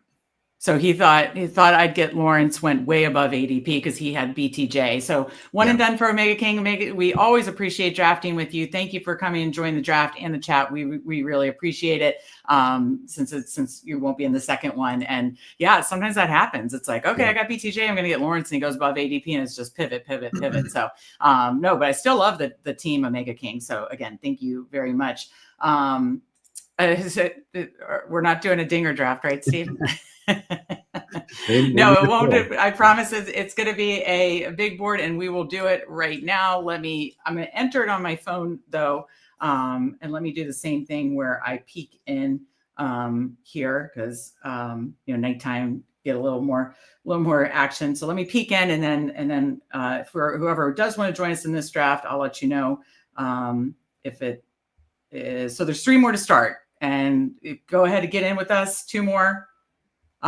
There is room for 2 more. So I'll just, instead of doing a countdown, let's just roll with this. And if you want to join us, there are 2 more spots. I will pull it up now. Thank you to everybody who joined us in chat, who joined us in the draft, who helped us get the likes goal to fill this, to jump into a second big board of the night. I'm pulling it up now. Second, it's still 2 people, so I'm glad I just stayed in there. Disbanded Brotherhood, appreciate you. Good luck to all. Yeah, no, this is fun. Definitely fun to do a second one, and waiting on 2. If you want to join us, hop in the big board. So, yeah, no, that was a good draft, and I excuse me. I do agree, with Omega King. I had a situation last night and the night before I was in a draft, and I got CD Lamb. And I mean, I was going to take Dak, even a couple picks above ADP, like 2 picks above ADP, and he went like 8 picks ahead. And so just got sniped from him. And yeah, quarterbacks are rising right now for sure. Yeah. I mean, kind of like we said about not knowing bye weeks, wanting to get 3. I think that pushes it. And then, people hypothesizing on different stacks and that kind of stuff, I think, as well. So I don't know if we'll have as many in with us in this one. We've got Lelsamo, though, at the 5 spot. So I'm glad you joined us for a second draft. Thank you so much. We are at the 8 spot. I don't recognize, Omega King said he was one and done for him tonight. And don't see Joe. So looks like us and Losamo. But again, if you're on Twitter, want to come in and join us in the chat, jump in, ask Steve any rookie questions. We're not at the 12 turn here, but we can certainly answer any questions. So Mike Robb just said down to 10 more to get to 500. Make Bruni and Andrew do a Saturday night draft. I think you'll get there. Well, hopefully we get there this next week, so then we can schedule it for the next week or 2 to do our big $500 live stream party here. I think we need to talk. Andrew and Justin said, like, let's do family drafts. Like, maybe we can do like, us versus them, or maybe if Spread and Tyler are available too, but yeah, hopefully it'll just be a fun, big party, and only 10 more to get there. So hit that subscribe button if you haven't already. Best ball drafts, or best ball shows, a lot of draft shows, plenty of strategy shows too. We'll have a strategy show uploaded tomorrow, every single weekday. So thank you, Mike, for pointing that out. We appreciate it. Okay, we got GAB in here. I'm in team. Let's see, what number is that? That's the 12 spot. Okay. Yeah. So Young Moolah. Okay, so we've got GAB in there. Thank you, Steven. We'll get to 500 soon. I appreciate that. Okay, so we're at the 5. We're at 8 and 12, and let me put this tab over, and we are up in 1, Steve. So obviously it went Chase, Barkley, Bijan, Gibbs, Jefferson, then Liam, and then Puka. So Nico, Amon-Ra, BTJ, Neighbors. As far as my exposures, I only have 7% Neighbors, 7% BTJ. I have the most Nico. I love Nico, but let's go BTJ. Yeah, 7. I have exactly 7% of all the others. So this is how Best Ball Overlay helps. Check out bestballoverlay.com. Use code Fanspeak for $10 off a month. Very helpful. I would have never known that, quite honestly. No clue. Would have had no clue that, I had some of these other 4 receivers, but more of Nico. And quite honestly, in this range, it's so close, right? I mean, so. Yeah, it really is. And I mean, last draft we saw Neighbors go higher. Puka's dropped some and probably should, but honestly, look, he still was so good for every game that he was healthy and didn't get thrown out of. But BGJ is definitely my favorite of this mix. He just does everything, and we know his quarterback situation. We love his, I love Liam Cohen. Did you hear what Liam Cohen said about BTJ? Coach Speak Index. I always follow that. The quotes were just like, "This offense is going to run through Brian Thomas Jr." Yeah, sign me up for that. Yeah. Bruni always does a good job of Jeopardy. We did a couple Jeopardies last year. Steve crushed it. But Team Jeopardy, the Shoups versus Spread and Tyler versus Hair Club for Men. So yeah, we will definitely be using Bruni to be our Alex Trebek again and setting up some Jeopardies this year. That is definitely coming. There will be a lot of fun content on the channel all best ball season. So again, hit that subscribe button if you haven't already. Even during this, spring big board season, we have best ball shows every single weekday. Okay, so I just left it here. It goes us, BTJ, then Nico, Amon-Ra, Malik Neighbors, and then at the turn, I like that he did Genty, did a fun like double running back there.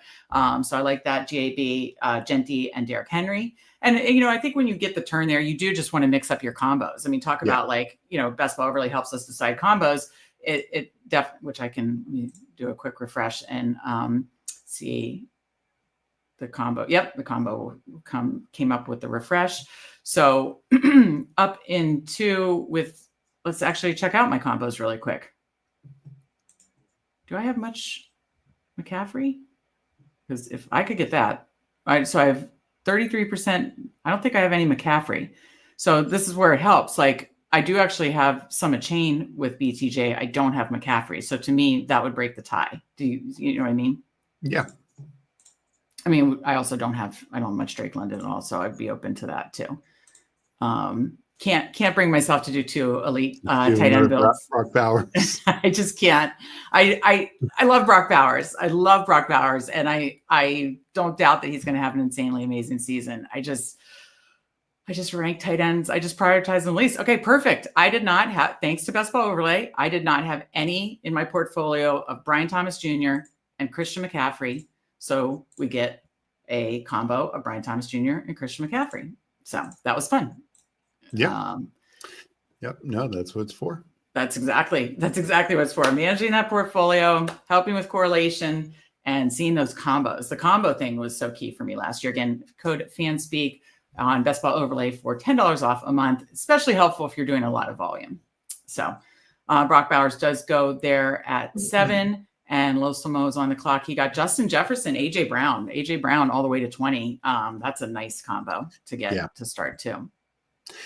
Yeah, no, in part because the guy in the 11th spot took Tyreek Hill, which, look, I mean, Hill last year, his games with Tua was worth it. So you got to hope Tua stays healthy. So it pushed some of these guys a little later. Yeah, no, I'm lower on Tyreek Hill this year personally. He would have to fall for me. But I in the second round, when you are trying to like change up your combos, I don't fault people for, go get your guys and make your stands and get the combos you want and, to start your draft. So, but I will say for the three of us that are in this draft together, I like Losimo's start. And there are 3 very different starts. Jefferson, AJ Brown. We went BTJ, Christian McCaffrey. And then GAB goes Ashton Genty, Derrick Henry. So I like all 3 of those starts. Yeah. Yeah. No. And that's, we've talked about before, like, I think it made in the show the other day where there are certain first and second round guys we're a little lower on, but generally speaking, I want exposure to all these guys. They're so talented, and yes, injury can derail anyone, but outside of that, most of these guys, should be at least good, if not great. Right. Let me pull this over. Just curious on Brian Thomas teams who. Okay, so I have taken Jaden. 2 out of 3 with Brian Thomas. Let me see any other combos. These are later guys, so nothing else crazy except 100. All 3 have Zach Ertz. There you go. Guess it just fell that way. So we're up in 2. Top of the board is Garrett Wilson, Breece Hall, DJ Moore, Marvin Harrison, Mike Evans. Honestly,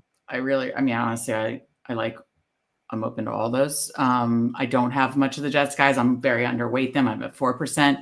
Have a lot of DJ Moore. Don't have and Mike Evans, and have a just a little bit of Marvin Harrison. I don't know. 3rd round still makes me a little nervous, but DJ Moore goes. This makes it tougher. Okay, so what I'd do you go like here? Harrison or Evans.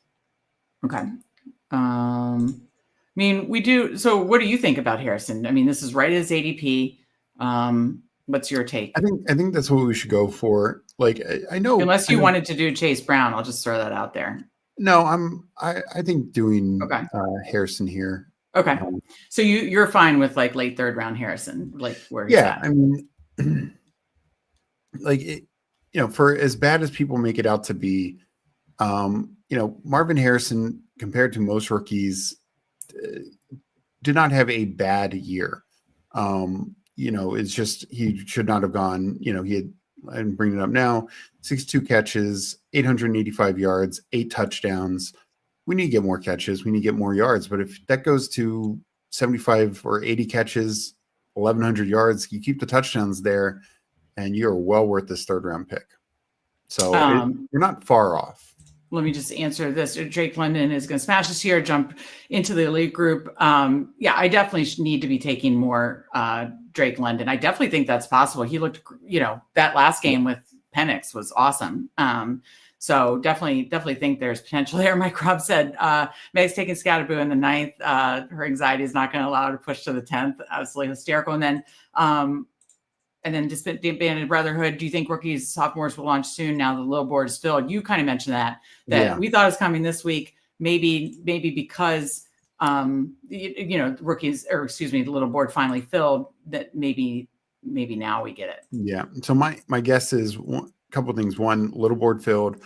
They had a tournament thing going I know not every state can do college basketball, but I saw that. That's done. And then the baseball drafts, which are not filled, Dinger's only at like 71-72%. Oh, really? I didn't realize that. So okay. I think they're probably just kind of hoping people are just throwing bullets there.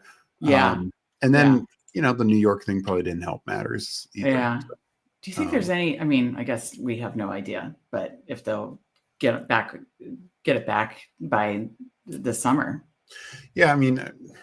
Probably not anytime in the next couple of months, but I know the push will be to get it back as soon as possible. Will be, but it might not be. I don't know what New York's legislative schedule is, because a lot of states will have like summers off, some chunks of summer off. So yeah, you might have to wait till like August. So we'll see. I hope they do. It's ridiculous that it's not available. That's for sure. Okay, so I queued up James Cook, Devonta Smith, and Jaden Daniels. I want to be right around the field with kind of all the elites, or a little right now the most Josh Allen, who we took in the last draft, and then I think it's right in order. Then Lamar, then Jaden Daniels, then Hurts. So I need to balance it out with the other elite quarterbacks. But for some reason, with Jaden Daniels goes. I had 2 of the 3. Again, because where you fall, right? I had that. So I don't have any Devonta Smith. That would be my lean. But then James Cook, falling a little bit, I'd be open to that too. So I don't know.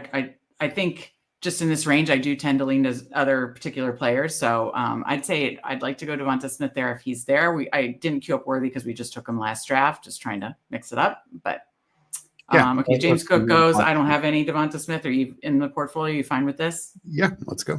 I'm sure you in your portfolio, but obviously if I don't have any, then that means none of our sibling showdowns have Devonta Smith either. So we start 0-1-3-0 to start this draft. Let me pull over this board here to get a bigger picture of everything. So, hey, you never know. Hurts might fall back to us. He fell last draft. Last time, yeah.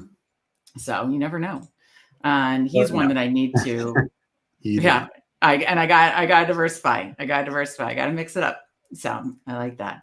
But yes, to Disbanded Brotherhood, if they do release rookie sophomores, Steve and I are going to definitely do some strategy and live draft shows. So we will jump on it if they do. So fingers crossed now that the tournament has started, the low board is filled, the baseball season, yeah, maybe they'll wait till. Do you think they'll wait till after opening day then? Because the massive push this.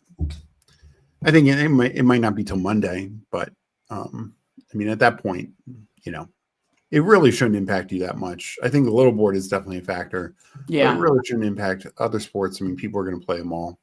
So Mike Robb asked a good question about contest selection. We had done a show last year on contest selection that I will probably either redo or recycle because I think that is so important. I know I retweeted something last week of one of the guys, and I wish I could on Twitter, like scores the contest and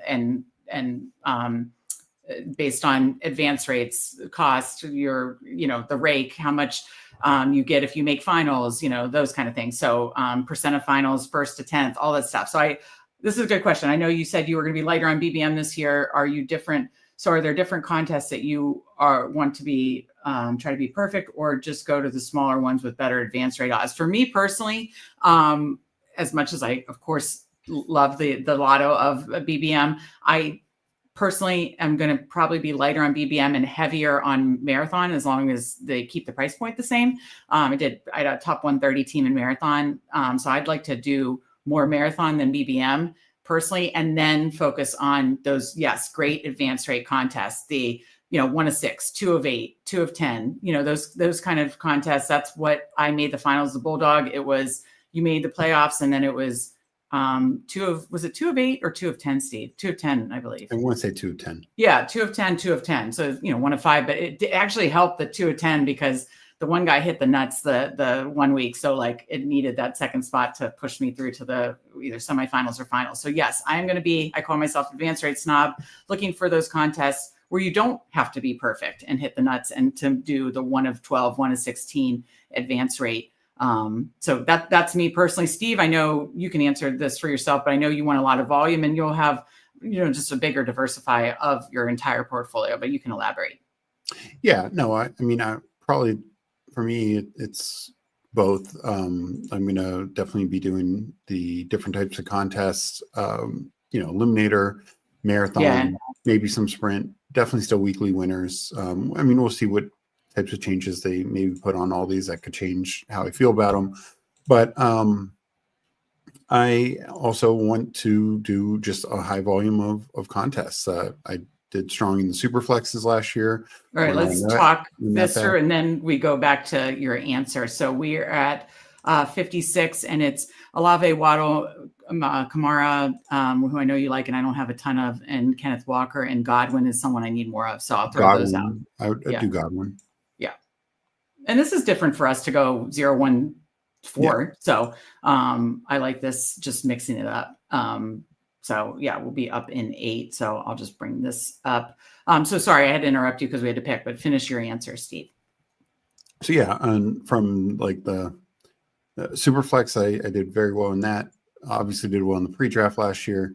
Yeah. And so yeah, I just want to mix it up as much as possible because you can hit the nuts at any time, in any type of contest. So and you did really well in Eliminator too. Yeah, and I only did 22 eliminators, and I had one in the finals. Yeah, and multiples that cashed throughout. So, yeah, no, I like you said, I want to do more of those different types of contests, but absolutely more volume on these better advanced rate ones. Right. So the ones that I probably will avoid more, and I'm hoping they don't do more of these, are the ones where you didn't get paid to make playoffs or you didn't get paid till finals. I know even the one you didn't get. You didn't get paid to make playoffs. No, wait. You didn't get paid to make playoffs. Yeah. Yeah, but you got paid in semifinals. At least in the quarterfinal. If you made it, to the semifinals. Yeah. Yes, if you made it to the semifinals. Yeah. So let's do this pick, and then. Okay, I was just going to say, can I get some Debo here? Because I would like to have some Debo. starting 0-1-4, we have Connor and Junkins and Caleb Johnson as far as running backs. I'm open to any of them, unless you wanted to double stack, 49ers, something like that. So, yeah, I mean, honestly, I kind of like the top of the board here. So we're up now, and all three of those running backs are there. I will let you decide, kind of paired with Christian. Let's go Connor. You have the least amount of him. So, yeah, let me just see something really quick. Yeah, and I have Junkins and Caleb Johnson, again, just using best ball overlay to see the combos. So James Conner. So, and then we'll be up in 14. So let me bring this over. Yeah, I think that's so nice about Underdog. And you do some of the, you do DraftKings and more drafters too. I like half point PPR. I think I'm truly better at half point PPR fantasy. So I stick with just Underdog. But you do DraftKings and drafters too. But I think what's so nice about Underdog is we have the classic contests, whether it's BBM or these better advanced rate contests, like, I was in the Bulldog or the Chow Chow, or even like the ones like the Hound Dog and those kind of, lower dollar amounts. So I think that it's good they give something for everybody, but I also love that they do the other types of contests to diversify, whether it's the sprint, so not the playoff pods, and then the marathon full week 1 through 17 eliminator, which you talked about how you had success and made the finals. So I like that. Of course, weekly winners is another option, for the weekly aspect, but I like that. I want to have more of eliminator. I'm going to learn from you, marathon and sprint, and then again, focusing on the good advance rate. So Stephen asked, do some of the high advance rate contests cost more? Yes, the Bulldog was $75 to get those like really nice advance rates. But they're like I said, like the Hound Dog, the Poodle. What was that one, Steve, that was like the 20 max? The German Shepherd. No, yes, there's German Shepherd. I'm thinking of another one. There's the Pug, but that was like 3 max. Let me pull it. It's going to drive me crazy. There was a 20 max one that I really liked. The Pitbull. Yes, the Pitbull. Yeah. I'm trying to see if I can find some of my favorite ones as we're. To answer your question, like the Pitbull last year was $20. Yeah. The Pug was $12. I believe that was a 3 max. The Hound, the Hound Dog was $6, and the Poodle was $7. So no, some of these are lower. Some are higher, like the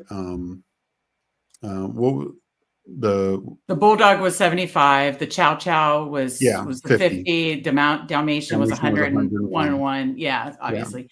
It's a nice combo mix of things that are cheaper, things that are roughly the same, that one that was $20, and then things that were more expensive. So you have different options. Yeah, no, I like that they do it at different price points, and then they mix up for the people. Like, I don't mind not getting the money back to make playoffs on like the cheap, like $5 ones, but like $75, yeah, kind of, So I think that depends, but they mix that up. So Mike Ruff says, will your shows move to more eliminator, marathon, weekly winners, or stay BBM? We're going to try to cover it all. Let's make this pick and then answer Mike's question more, because I do think these are important things to talk about, because contest selection is key. So what can you see? I'll wait until we're actually up. Never mind. Okay. So we're up in 1. Caleb Johnson just went. I was like, wow, we got a big fall on him. I would have happily taken him there. So we're up at 80 and 89. So we're on the clock now. Top of the board: Burden, Ayuk, Shakir, Mbuka, Golden. Did Najee go? Guessing. Like yeah. Okay. Do you want to do one of the rookie receivers? Yeah, I need more Mbuka or Golden. Okay. Who do you like better? Let's go Mbuka. We did Golden last one. Okay, that's right. Okay. Yeah. So let's do that. And then where are we back up in 8? So I'll leave these guys queued up. And then we took Aaron Jones. We didn't take Pollard. I just want to queue him up. Where did Najee go? I just wanted to look at that. That was a good question. So we went James Conner, then it went turn Junkins, then to turn Najee and Warren, Tyrone Tracy, and then Caleb Johnson. I thought was going to fall back to us, not quite. And then we got Mbuka. Then it went a run on rookie receivers, Burden, then Golden, who, like you mentioned, we took in the last draft. Yeah. So I'll just leave it here. But I'm sorry, I interrupted you. What were you saying, Steve? Oh, no, you were saying about what kind of shows we're going to do. Oh, yeah. No, this is a great question. Is, I know like Bruni likes to do all BBM. So obviously I know their shows are likely going to be all BBM. I think Steve and I will mix it up as far as our sibling showdown, where we'll do some, some BBM, some marathon, some eliminator, some sprint, and mix it up there. And then quite honestly, we'll probably mix in some of those other good advanced rate tournaments like, Poodle and Chow Chow and Hound Dog and, that kind of stuff. Disbanded Brotherhood says, I like Mbuka's floor and golden ceiling. Would you agree with that? 100% agree. Yeah. Yeah. Okay. So we are back up in 2. Pollard is still there. Is that the way you want to go? Or is there anything else on the board that we could take Kyler, because I don't really have him, and Marvin Harrison, but I don't know. I kind of would like getting another one. Baker's also there, but yeah, Pollard's there. Take Pollard. That's true. So we have McCaffrey and Connor. Well, we do have 2 Arizona, or should we just lean into that? No, take Pollard. We're in the middle of the draft. Maybe one of these quarterbacks slides back to it. We have multiple outs at quarterback. Obviously later for Lawrence, but we could take Kyler. We could take. These are the McCaffrey. Yeah, these are the 3 right now that we have built stacks for, with McCaffrey, then Connor and Harrison and BTJ. So hopefully one of these 3 falls back to us. If not, we'll figure it out. But the thing is, running back, there was not a running back who we were going to love to fall back to us. Just Cam Scatterboom. Yeah. When is Josh Norris and Hayden going to do that show? I can't. I'm counting. I thought you were going to say, we're going to protest until Cam Scatterboom video pops. But no, they're clearly spraying it out. Scatterboom, Genty are the big ones they haven't done yet. But so. Okay, that's right, because they did both the Ohio State running backs. They did Devin Neal, Tootin. Yeah. Who else did they cover? Did they do one today? Sampson. Oh, okay, I don't know if I've seen the Sampson. And then Amari and Hampton. They've not done Caleb Johnson, Genty, or Scatterboo, and then I'm guessing they'll do guys like Giddens and a few more. Right. Okay. So we need the Scatterboo. Who Hames needs the Scatterboo. Josh Norris and Hayden Winks video, and then Genty, and I would like to see the Caleb Johnson one too, because he's one that's kind of fallen a little since. But I have a good amount. Who Hames says I am definitely swaying out the Scatterboo landing spot. So are we. Have a ton of him. Steve has a ton of them. Your point to kind of Who Hames, thought is you feel, I know you've said it could be a little more landing spot protected than others. Do you want to, in case people haven't heard you talk about that? Do you want just in the sense of, obviously we want him to be the central back on whatever team drafts him, but he's a good he's a very good pass catcher, and he's also very good in the goal line. So even if he gets squeezed, like he goes to a team that has a good speed back or something, or a good pass catching back, he could get there on touchdowns and some decent yardage. He goes to a team that has a hammer back already, or they're going to kind of split that role, then he could get there more in the passing role, so he's just a lot more protected than some of these other guys. Look, I love all of these rookies, but like a Caleb Johnson, you want him to go to a team that is going to use him as the 2-down and goal line hammer. He's not going to be a big passing game guy. Somebody like Henderson, you want to go to a team that has a lot of passing volume. Like Jahmyr Gibbs would not be Jahmyr Gibbs on a weaker offense. Yeah. And the best example of this is, of course, Saquon Barkley. Nothing changed with Saquon Barkley other than he went from a bad Giants team to a great Eagles team and became a 2,000-yard rusher. Yeah, absolutely. So yeah, we were sweating it out with you, Haynes. Steven says, I think they're going to do Giddens and Yeah, Harvey I next. know Those are Harvey. They've been posting some clips, so I figured Harvey might be next. And I wonder if it'll be. I know we're on the clock, but they've been doing like one elite and one like mid guy, So really quick, the run of quarterbacks, we'll see if we get Baker or not. But because it went Goff, Kyler, Purdy, who we had, and Nix all right before us. So I mean, we're getting a falling Baker here. Yeah, I love it. With Godwin, that's awesome. Yeah, he went ADP 87, falling to 104 in this draft. I'm thrilled to get Baker. We had 3 options, and I'm so glad we got Baker. So yeah, obviously from ownership and the fact that we have 2 Cardinals, Kyler would have been the ideal. Right. But I mean, Baker's falling value. Sign me up. Yeah. So we are back up at 113. Top of the board. David Njoku. In the range I'm just talking about. We do already have 5 receivers, but Michael Pittman, Mims, Kirk at the top of receiver, and then not really running backs until Cam Scatterboom that we particularly like. So any double tap on quarterback here, I will throw that out if you wanted to do that, because all the stack options went, but anybody that you want to potentially back stack. And oh, by the way, Travis Hunter went again on this one at 96. So what's our next pick after this? So we're coming up here at 113 and then not up till 128. Okay. Yeah, quarterback, we could see that run again. Mm-hmm. That's why I wanted to throw that. I know there. ADP wise, Lawrence would theoretically still be there at 128, but we just can't guarantee that, as our good friend Omega King saw last draft. So look, I think if there's value at another position, we should grab it. But if not, I don't mind taking the quarterback here.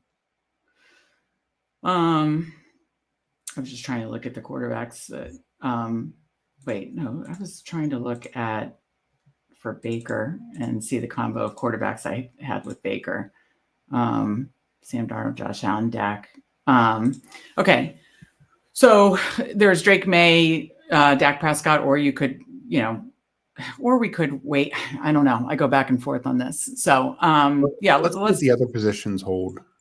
I mean, really, Scatterboo is it at running back for me, unless you wanted to invest in like Pittman or something like that. I don't have any Pittman. It's falling. Njoku, there's nothing else other than Scatterboo that I like personally for me. Yeah, I mean, I like Njoku, but yeah. So I'd be open to Njoku, I guess Mims or Scatterboo or a quarterback. So let's do Scatterboo and maybe only go 5 running backs.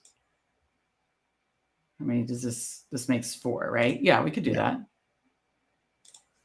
Okay, so McCaffrey, like Connor, Pollard. Yeah, and Scatterboo's our first rookie too, which usually you and I draft like at least 4 rookie running backs. So this is mixing it up for us there. So hopefully you had to get one of Scatterboo or Hunter. So I had to get one of Scatterboo or Hunter and 2 live drafts. So yeah. Let's see. Let's catch up with the chat, and then I have the board back up. Let's see here. Okay, we talked about that. We got another Scatterboo share, so we were sweating it out with you.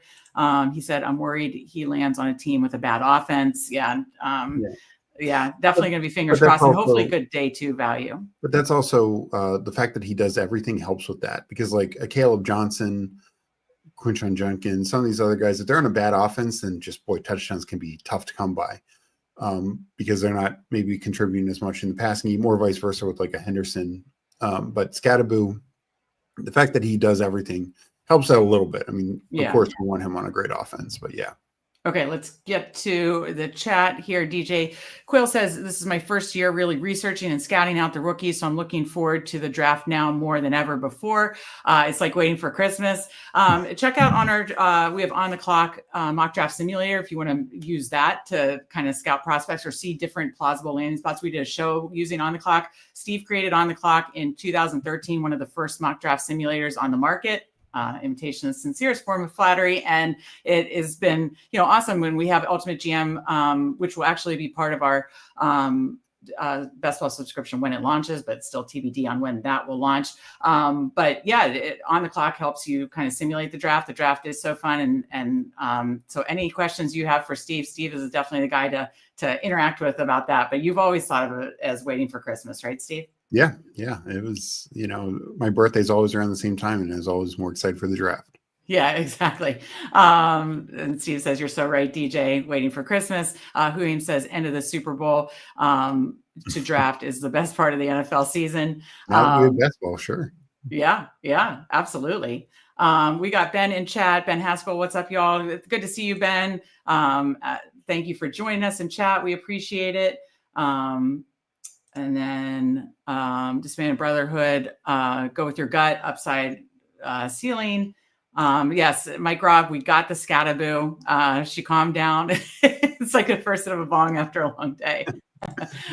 Scatabro, I can't do it as much with the Scata girl or Scata sis, but yes, you're a Scatabro, Steve. Oh, absolutely. Okay. So let me go back to this tab. We're up into,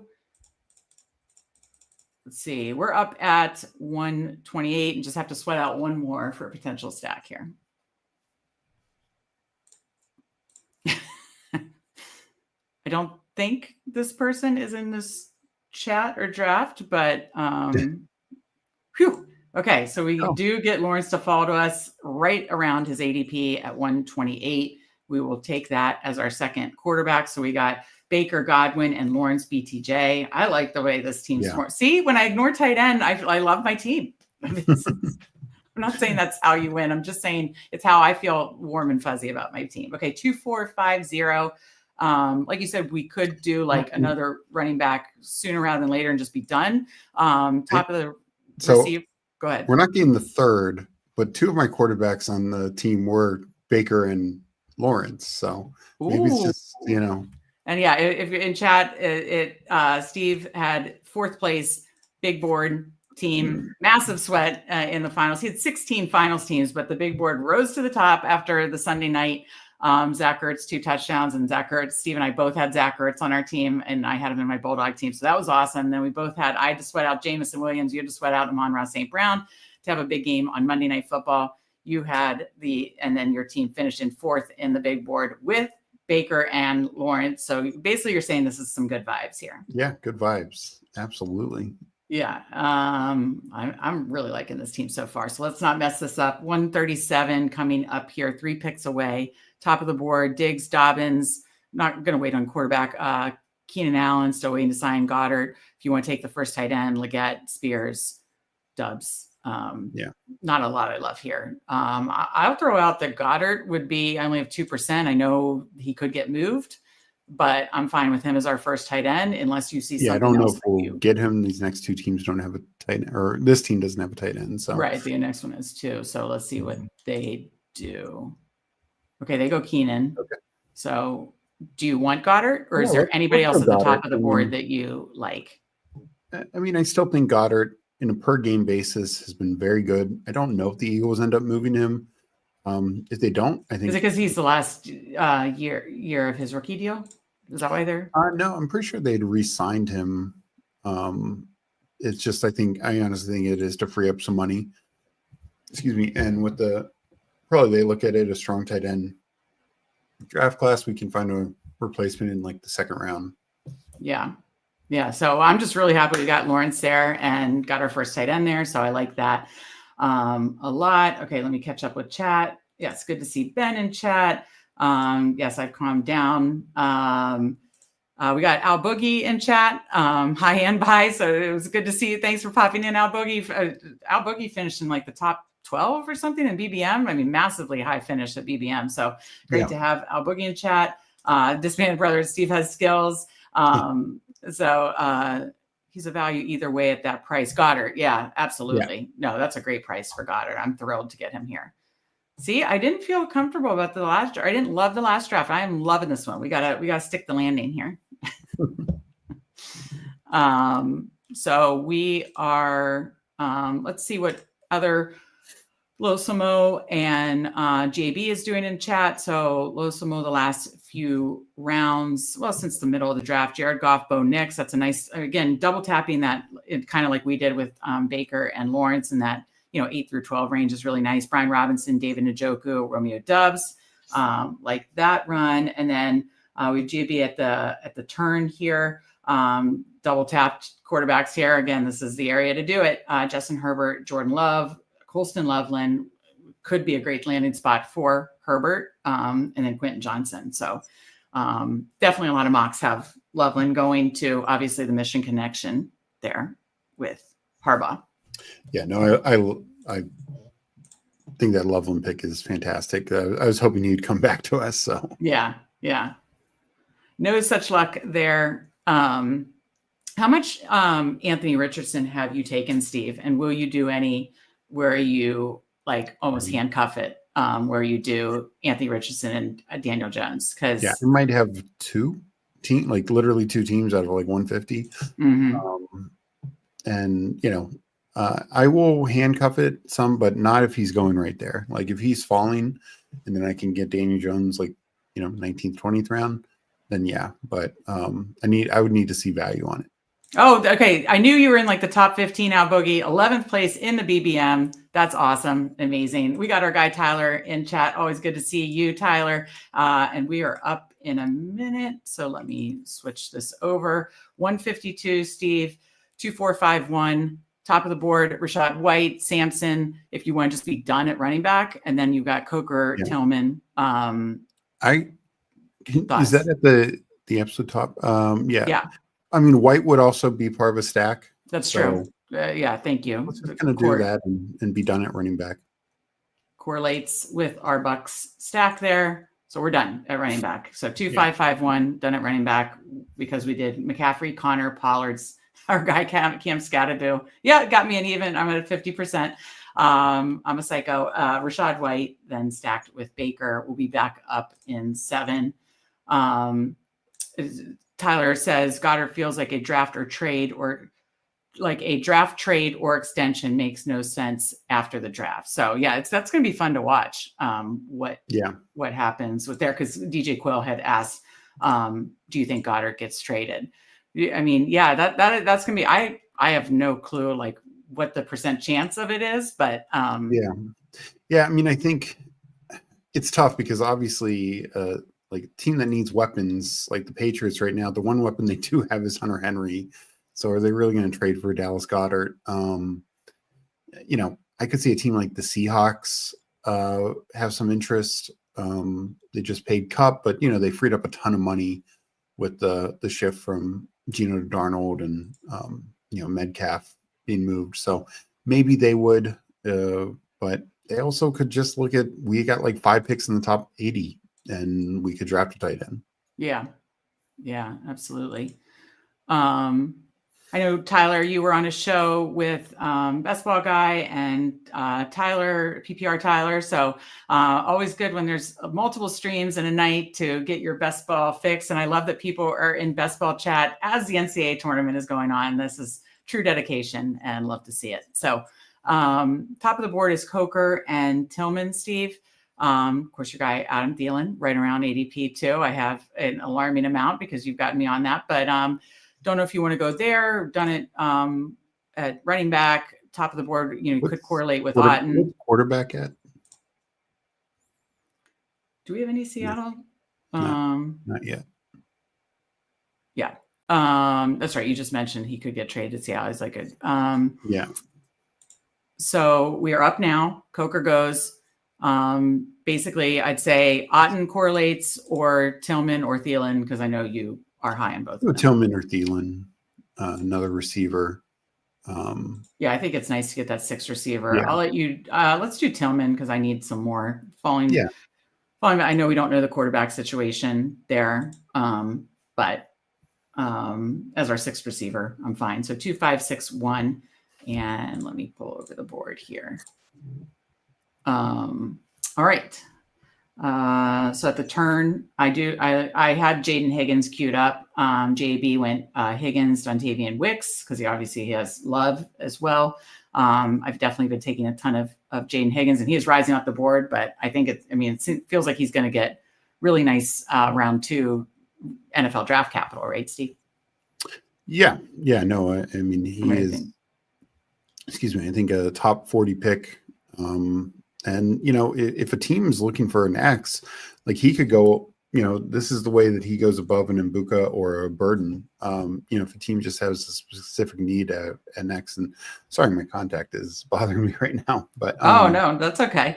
I'll just jump to chat really quick. Huhaim says he doesn't think Goddard gets traded. Only a winning team would want to trade for an older tight end. How old is Goddard, actually? He was drafted 2018, I believe. Okay. And this band's brother has said Price is right. They would. They're just throwing that out to probably see what offers they get. It's crazy that we're this far through free agency and we still are waiting on these older vet receivers, older quarterback landing spots. We still are waiting on stuff here. So it's kind of interesting. No, there's still some receivers out there. We know the Patriots are meeting with a couple, and Stephon Diggs being a big one. I was going to say they met with Diggs. Did they meet with anybody else recently? Nobody else big, but the other one that I'm surprised hasn't seen a landing spot, unless I missed it, was Elijah Moore. He's young and has shown flashes. More of a slot only guy, but I'm surprised we're seeing Rondale Moores and others get jobs before him. Right. No, that makes sense. Okay, we are up in 3. I'll bring this back over. I think we took Noah in the last one. I wouldn't mind reaching for him. Kate Otten fell. If he fell all the way, I don't mind it. I understand he's kind of like, the fourth option, with the 3 receivers, but getting him if we get him at 176 as our second tight end, I'm fine with that. No, that's Komet. So I queued up him and Jalen Knoll. We are on the clock. Which way do you want to go? I'm fine either way. It is definitely good value on Otten, so I don't mind doing that. Yeah, let's do that. Correlate some good value. Obviously the contingent upside we saw, right? When Evans was out a little bit, Godwin goes out, that's when he really spiked. But again, getting him all the way at 176 is the second one. Don't mind at all. We'll be back up at 185. Likely this one, kind of the way we're building, probably what we normally do, like 3, 6, 8, 3. So I don't know if you want to. I think we're only doing 5 running backs. So. Oh, that's right. So you're right. We hit running back pretty heavy early, so we'll do probably more likely like a 3, 5, 9, 3. Yeah. Goddard originally heard they were asking for a 4th. Not sure if that's true or not. Yeah, I think that's what's tough about these veteran guys is, from the Eagles' perspective, they save a little money, but even if you draft a rookie, is he going to replace what Goddard does? Do you trust your other receivers to step in? Because he was a good receiving option for them, kind of a third guy. So, yeah, they really don't have like a third receiver. Dotson had that catch in the Super Bowl. I was like, oh my God, Dotson's going to get the first touchdown. Yeah. So, all right. So coming around the 15-16 turn here, we have JB on the clock for his 2 picks, and then we will be up at 185. You go, wow, that's great value on Freiermuth. I guess because I was so focused on Kate Otten, I didn't even notice that. That's a really good pick there. With those 2 receivers, I know we don't know the quarterback, but with those 2 receivers, they're likely opening up the middle of the field. Yeah, and I think that's the reason not knowing the quarterback yet. Yeah. Because that's why you've seen like Brenton Strange get moved up, Hunter Henry I was actually going to throw out, I don't have any Shador because I've been nervous. I was 100% going to say the exact same thing. Yeah. So JV gets them. And now I think we do feel more secure, like, okay, likely top 3, draft capital and chance to start this or get some starts this year. So now I'm more interested in it. We have a Browns player in Tillman. So Yep. Yeah. So I wasn't going to jinx it, but a good pick by GAB to get Freiermuth and Sanders there. Obviously, if something falls back, or I'll throw out another one who I know you and I are both really high on if you just want to be done at that position. Yeah, I'm fine either way. Wasn't it this one that I had like all Zach Ertz and every single BTJ or one of the combos? I'm looking at the combo tool. Anyways, Jalen Noel or Mike Gesicki, choice is yours. Let's I would say, okay, I have more Gesicki, but should we go Gesicki because we're going to do 9 receivers? No, I'd still do Jalen Noel. Okay. Or Noel, whatever it is. And, I just look, we're fine because we took Goddard and Otten. I mean, we're okay at tight end. If we take a third, we're definitely going to take a third, but you're saying, but I mean, like a 20th rounder, we're fine, Okay. All right. I'm just obsessed with getting Bengals and Gesicki. No, I mean, I am too. Gesicki's my highest tight end, and I have like almost 30% of them. So, yeah. But I think Jalen Noel is like a top 50 pick, and going. Oh, you think he goes that early in round 2? I think he's going in mid-second round. So yeah, like somewhere. Yeah, I'll say 50 to definitely a top 60 pick, I think. But yeah, so I think he really showed well at the Senior Bowl, showed well at the Combine. Not just a pure slot only. He can play a little outside. And I think he's just ready to play, where some of these other guys, like Eric Eilmanor, he could go earlier. He could go past him, probably second rounder in his own right. I just think Noah is just far more ready to hit the field running, Yeah. Mike Robb says, if you could choose one player to know their exact stat line at the end of the year, who would it be and why, outside of Scottaboo, the Shoup family angel? Yeah, I'd love to know how many touchdowns Scottaboo has this year. I would say any other fun? Yeah. What were you going to say? Well, I would say the answer, honestly, is Travis Hunter, because if there's the outcome that he is a 90% receiver, then he is being taken still. This is what I was going to say. I know excellent answer, Steve. Excellent answer. The answer is Travis Hunter, for sure. Yeah. That is definitely the obvious answer, even though I want to know how many touchdowns Scottaboo is getting. But no, I mean, think about it. If he is that, like, he goes up to what in BBM? 3rd round, 4th round? Yeah. Yeah. I mean, next year he's no, I mean in BBM. Yeah. Like, so draft day, say Patriots draft him and he's playing 90% receiver. But yeah, I mean that's in and of itself, he's going up to like the 5th round. But I'm saying, like, if we know his stat line and stat line shows like it's a 90% elite receiver, again, Matt Harmon has said he's like the best receiver he's scouted in the last 6 years or whatever. Yeah. Compares him to young Odell Beckham. Like, if he's that, then he's a 1st round pick. So you're just, not many other guys 10th round or lower, 9th round or lower have that upside. Right. Absolutely agree with that. For if we knew his stat line for next year, I'm saying if we know, so where do you think he goes up to? We'll answer this question after. Let me switch this. We're up at 200, 17th round pick, 2572, top of the board, nothing. Wait, let me see what quarterbacks. I guess they're like the.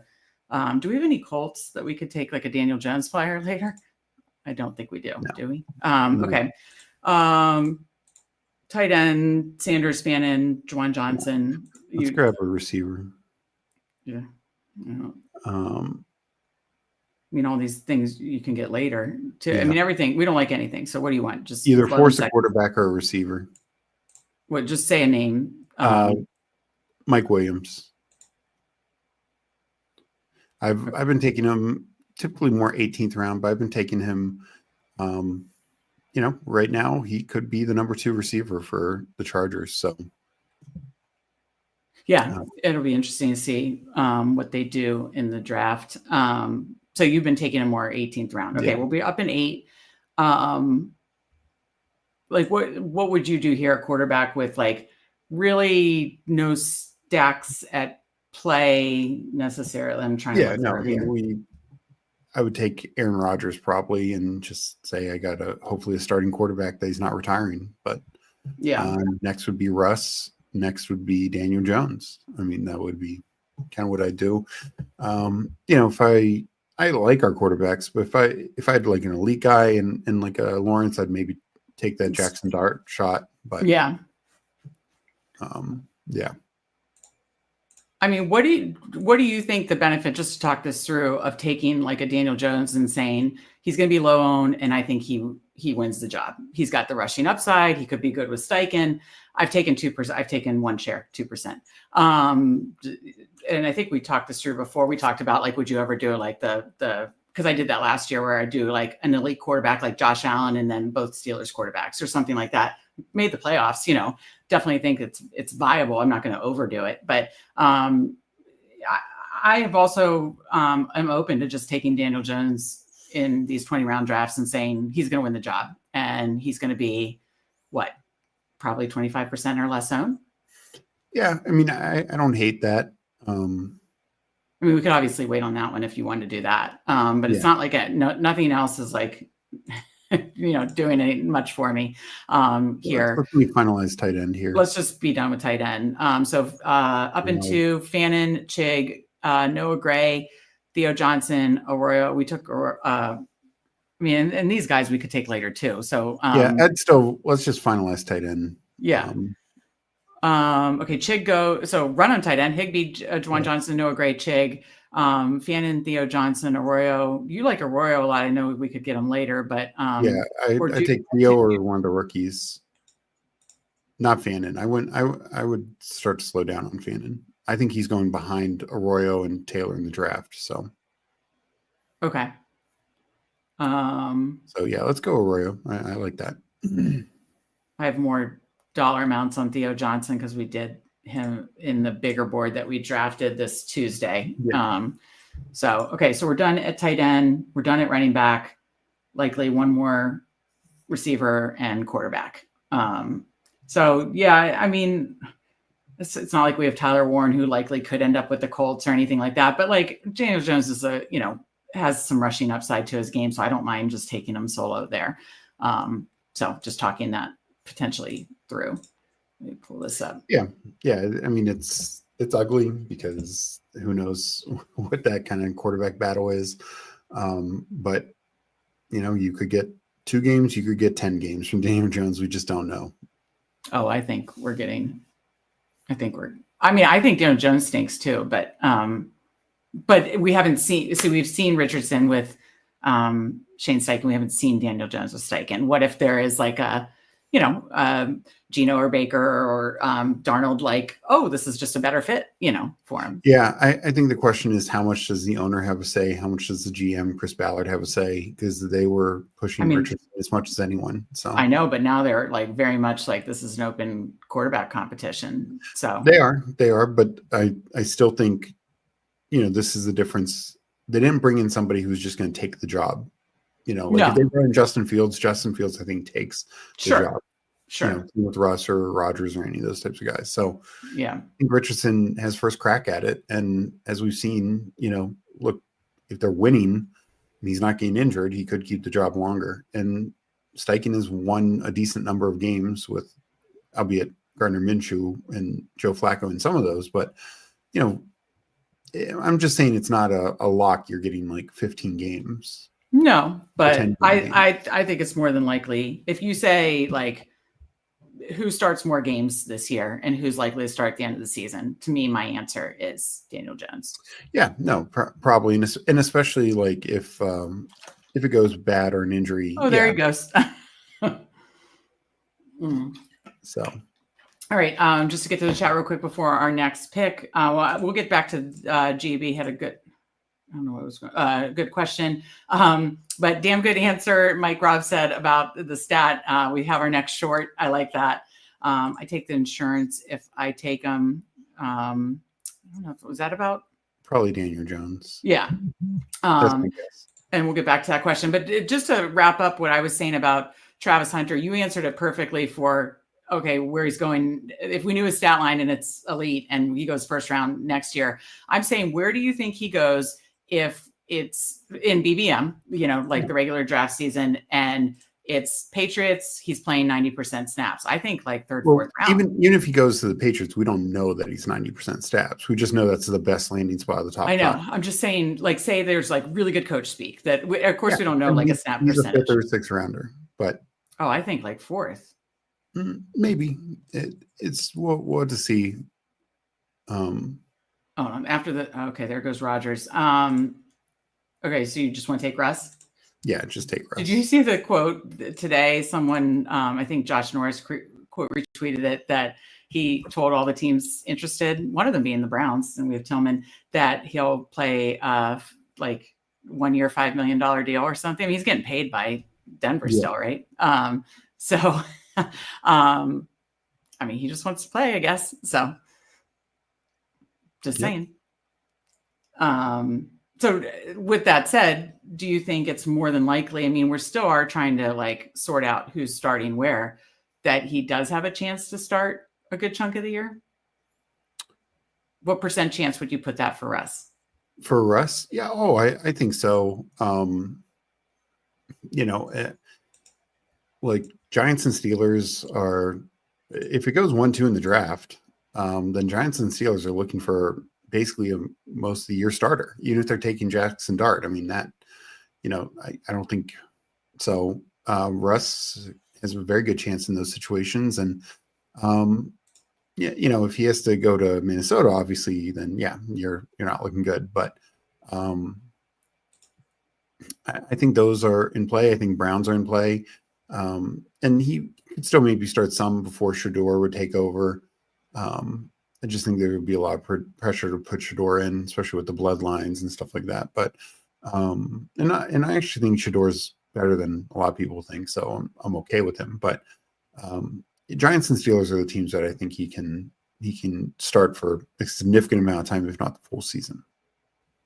Okay, last pick, and I queued up 3-5-8-3 because we went McCaffrey, Connor, Pollard, Cam Scatterbo, Rashad White. You're fine going receiver 4-3-5-9-3, right? Okay, so I queued up, and you can see who's top of the board. But obviously, Gabe Davis highlighted again. Best Ball Overlay helps you see correlations because we have Trevor Lawrence, and I don't have a ton of him, so I'd be fine with that. But if you want Tolbert or Savion Williams or Demarcus Robinson, I'm fine with that too. I'm not going to push back on anything. Go Gabe Davis. Okay, sounds good.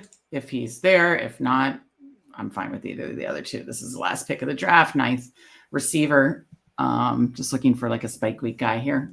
So, yeah, I mean, in real life terms, I like Demarcus Robinson for the 49ers. I don't really like and he correlates with McCaffrey. I'm not a big fan of him for best ball right now. Okay, Gabe Davis went, so now the question actually comes into play. I was going to say Demarcus Robinson then, but it's up to you. What other receivers are out there? Why not Demarcus Robinson? I mean, right now he's the 4th, and on a team that throws their tight end and back a lot. Let's just go Savion Williams. Okay. The only other one I'd say is Noah Brown. But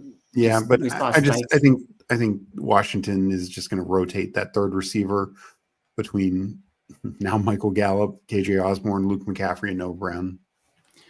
Yeah, I would take some 20 shots. I mean, we saw someone can pop in there, but yeah, I guess you're right. That was rotating in as like the second last year that different ones pop. So yeah, with Debo, I get what you're saying. I just want to make a quick point about my Travis Hunter obsession. So again, we wouldn't know the snap percentage if he landed with the Patriots, but if you landed with the Patriots and you think he's going to get a high % of offensive targets, who would you draft him over of these receivers? I would take him over. Well, you and I aren't very high in Flowers, so we would take him over him, but would he fall behind a lot of these other receivers? So that's why you're saying like 5th round, basically. Yeah, like if he's only like a 70% guy, he shouldn't be going above McMillan or Sutton, guys like that. Technically, yeah.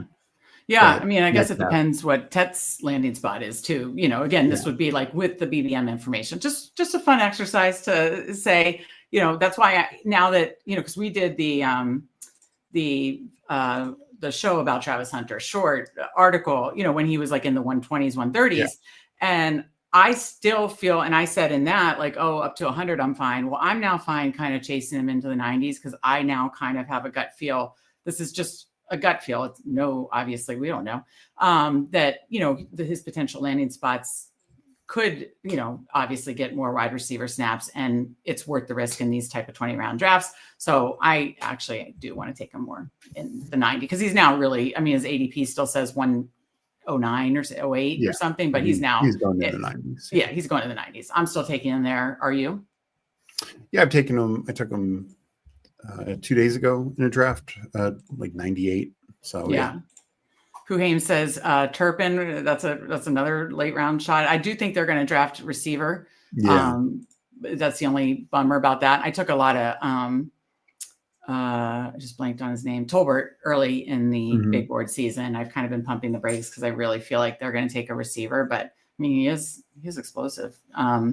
So we will, and these 20th round shots, I mean, it's exactly what it sounds like. Okay. So Hunter is 106 as of now, but yeah, like in both the drafts tonight, it went like between like 90 to 98, I think. So yeah, I've seen it almost every draft I've been in. He's going in the 90s. So I'm just going to have to chase him up.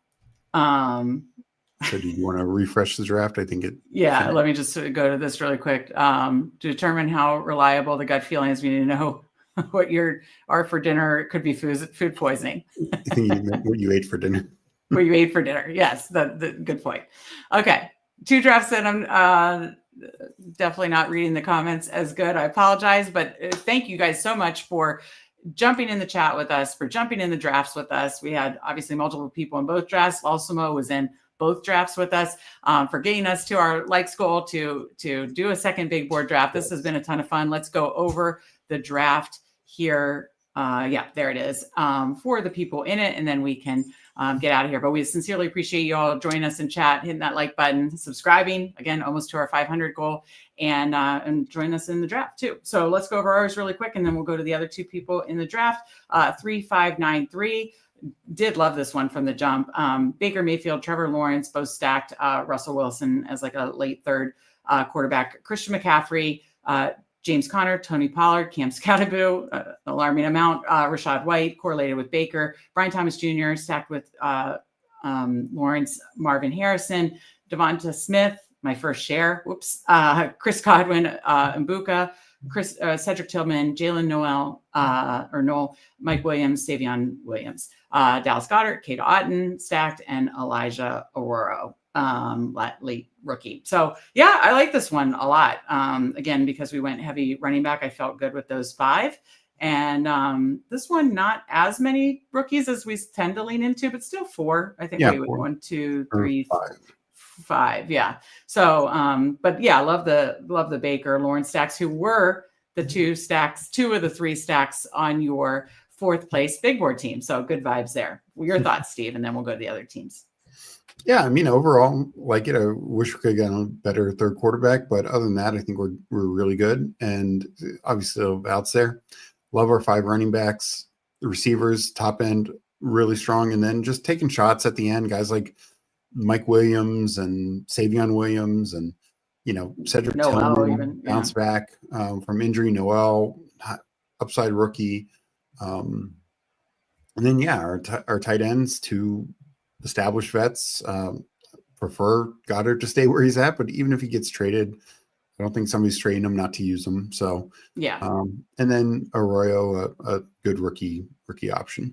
Yeah, I like this draft a lot. I like this one better, but I know I do need to be open to taking more elite tight ends like we did in the first one with Brock Bowers. So let's go to the other 2 in chat. Losimo, who did the first draft with us and the second draft with us. Thank you so much. We appreciate it. In the 5 spot, 3692, Jared Goff, Bo Nix, JJ McCarthy. That's a fun quarterback room there, and got some falling value on McCarthy too. Kyron Williams, Chuba Hubbard, Brian Robinson Jr., Algier, RJ Harvey, Miles Sanders late, and then stacked, obviously, Justin My reading is getting terrible. Justin Jefferson and Jordan Addison with JJ McCarthy, AJ Brown, Jawan Jennings, Romeo Dubs, Jalen Royals, another rookie I know you like, Troy Franklin, stacked with Knicks, Adonai Mitchell, MVS, who we took in the last draft, Sam Laporta, stacked with Goff, and David Njoku. So I think you definitely can just do 2 tight ends there. I like this a lot. Again, just like the positional allocation.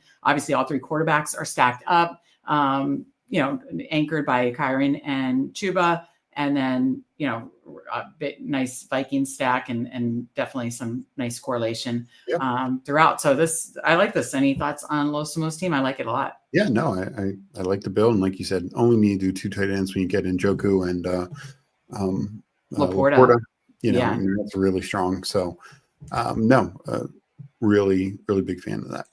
Okay, we have GAB in chat at the 12 spot, 3584. Justin Hurt, he double tapped the quarterbacks in that mid range, which we love too. Justin Herbert, Jordan Love, Shador Sanders. He got Ashton Genty double tapped the running backs at the turn like that. Ashton Genty, Derrick Henry. Because again, Ashton Genty, he goes to Raiders, Cowboys, Bears. He's going even higher in the first round. So definitely like Genty at the end of the first round or at that turn. Genty, Henry, Kenneth Walker, Travion Henderson, who we love, Marshawn Lloyd late, Devontae Adams, Jameson Williams, Brandon Ayuk, Khalil Shakir, Quentin Johnson, Jaden Higgins, Tavian Wicks, Traylon Burks, Colson Loveland, Pratt Fryermuth, Tyler Higbee, and Luke Musgrave. We talked about it during the draft. Loveland could be like a mystery, stack with Herbert. Certainly a lot of mocks are showing potentially Loveland to the Chargers. And then he has Love stacked up at multiple positions, which I always like doing that. And then obviously don't know where Shador is going to land, but we talked about how we wanted to draft him. So another just solid draft. Draft capital makes sense. He spent early running back and stopped at 5. And then, like his stable, overall of running backs, receivers, tight ends, and especially those 2 quarterbacks with the mystery upside of Shador. Thoughts to finish out his team, Steve? Yeah, no, I mean, really love that running back room, and do that and stop at 5. And, and he wanted some more depth at tight end, and also got some correlation there with Luke Musgrave, because look, it was Kraft last year, but that's partly because Musgrave got hurt. Maybe that changes. I get it. No, I think that's a good, strong team for sure.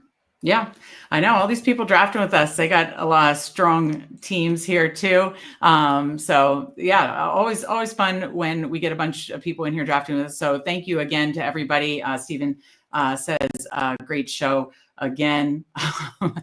Good new name for the stream. No, we appreciate all you guys jumping in chat with us, jumping in the drafts with us, getting us to our like goals, subscribing to the channel. Again, best ball shows every single weekday here on the Fanspeak Network. We'll keep it coming in. Yes, if they release rookies or sophomores or super flex, we'll mix that in to these drafts as well.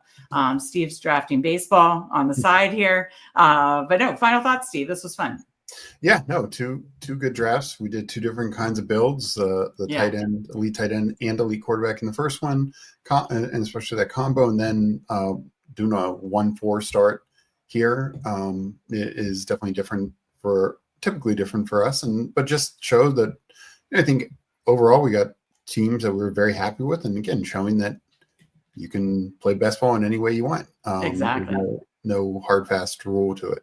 Absolutely. GAB said, nice show. Good luck to all. Absolutely. Good luck to everybody in this draft, like GAB and Losimo, and good luck to all as well. This has been absolutely a lot of fun, as it is every Thursday. So be sure to join us every Thursday. And we will have a strategy show up tomorrow. So for Steve, I'm Meg, and we will see you next time.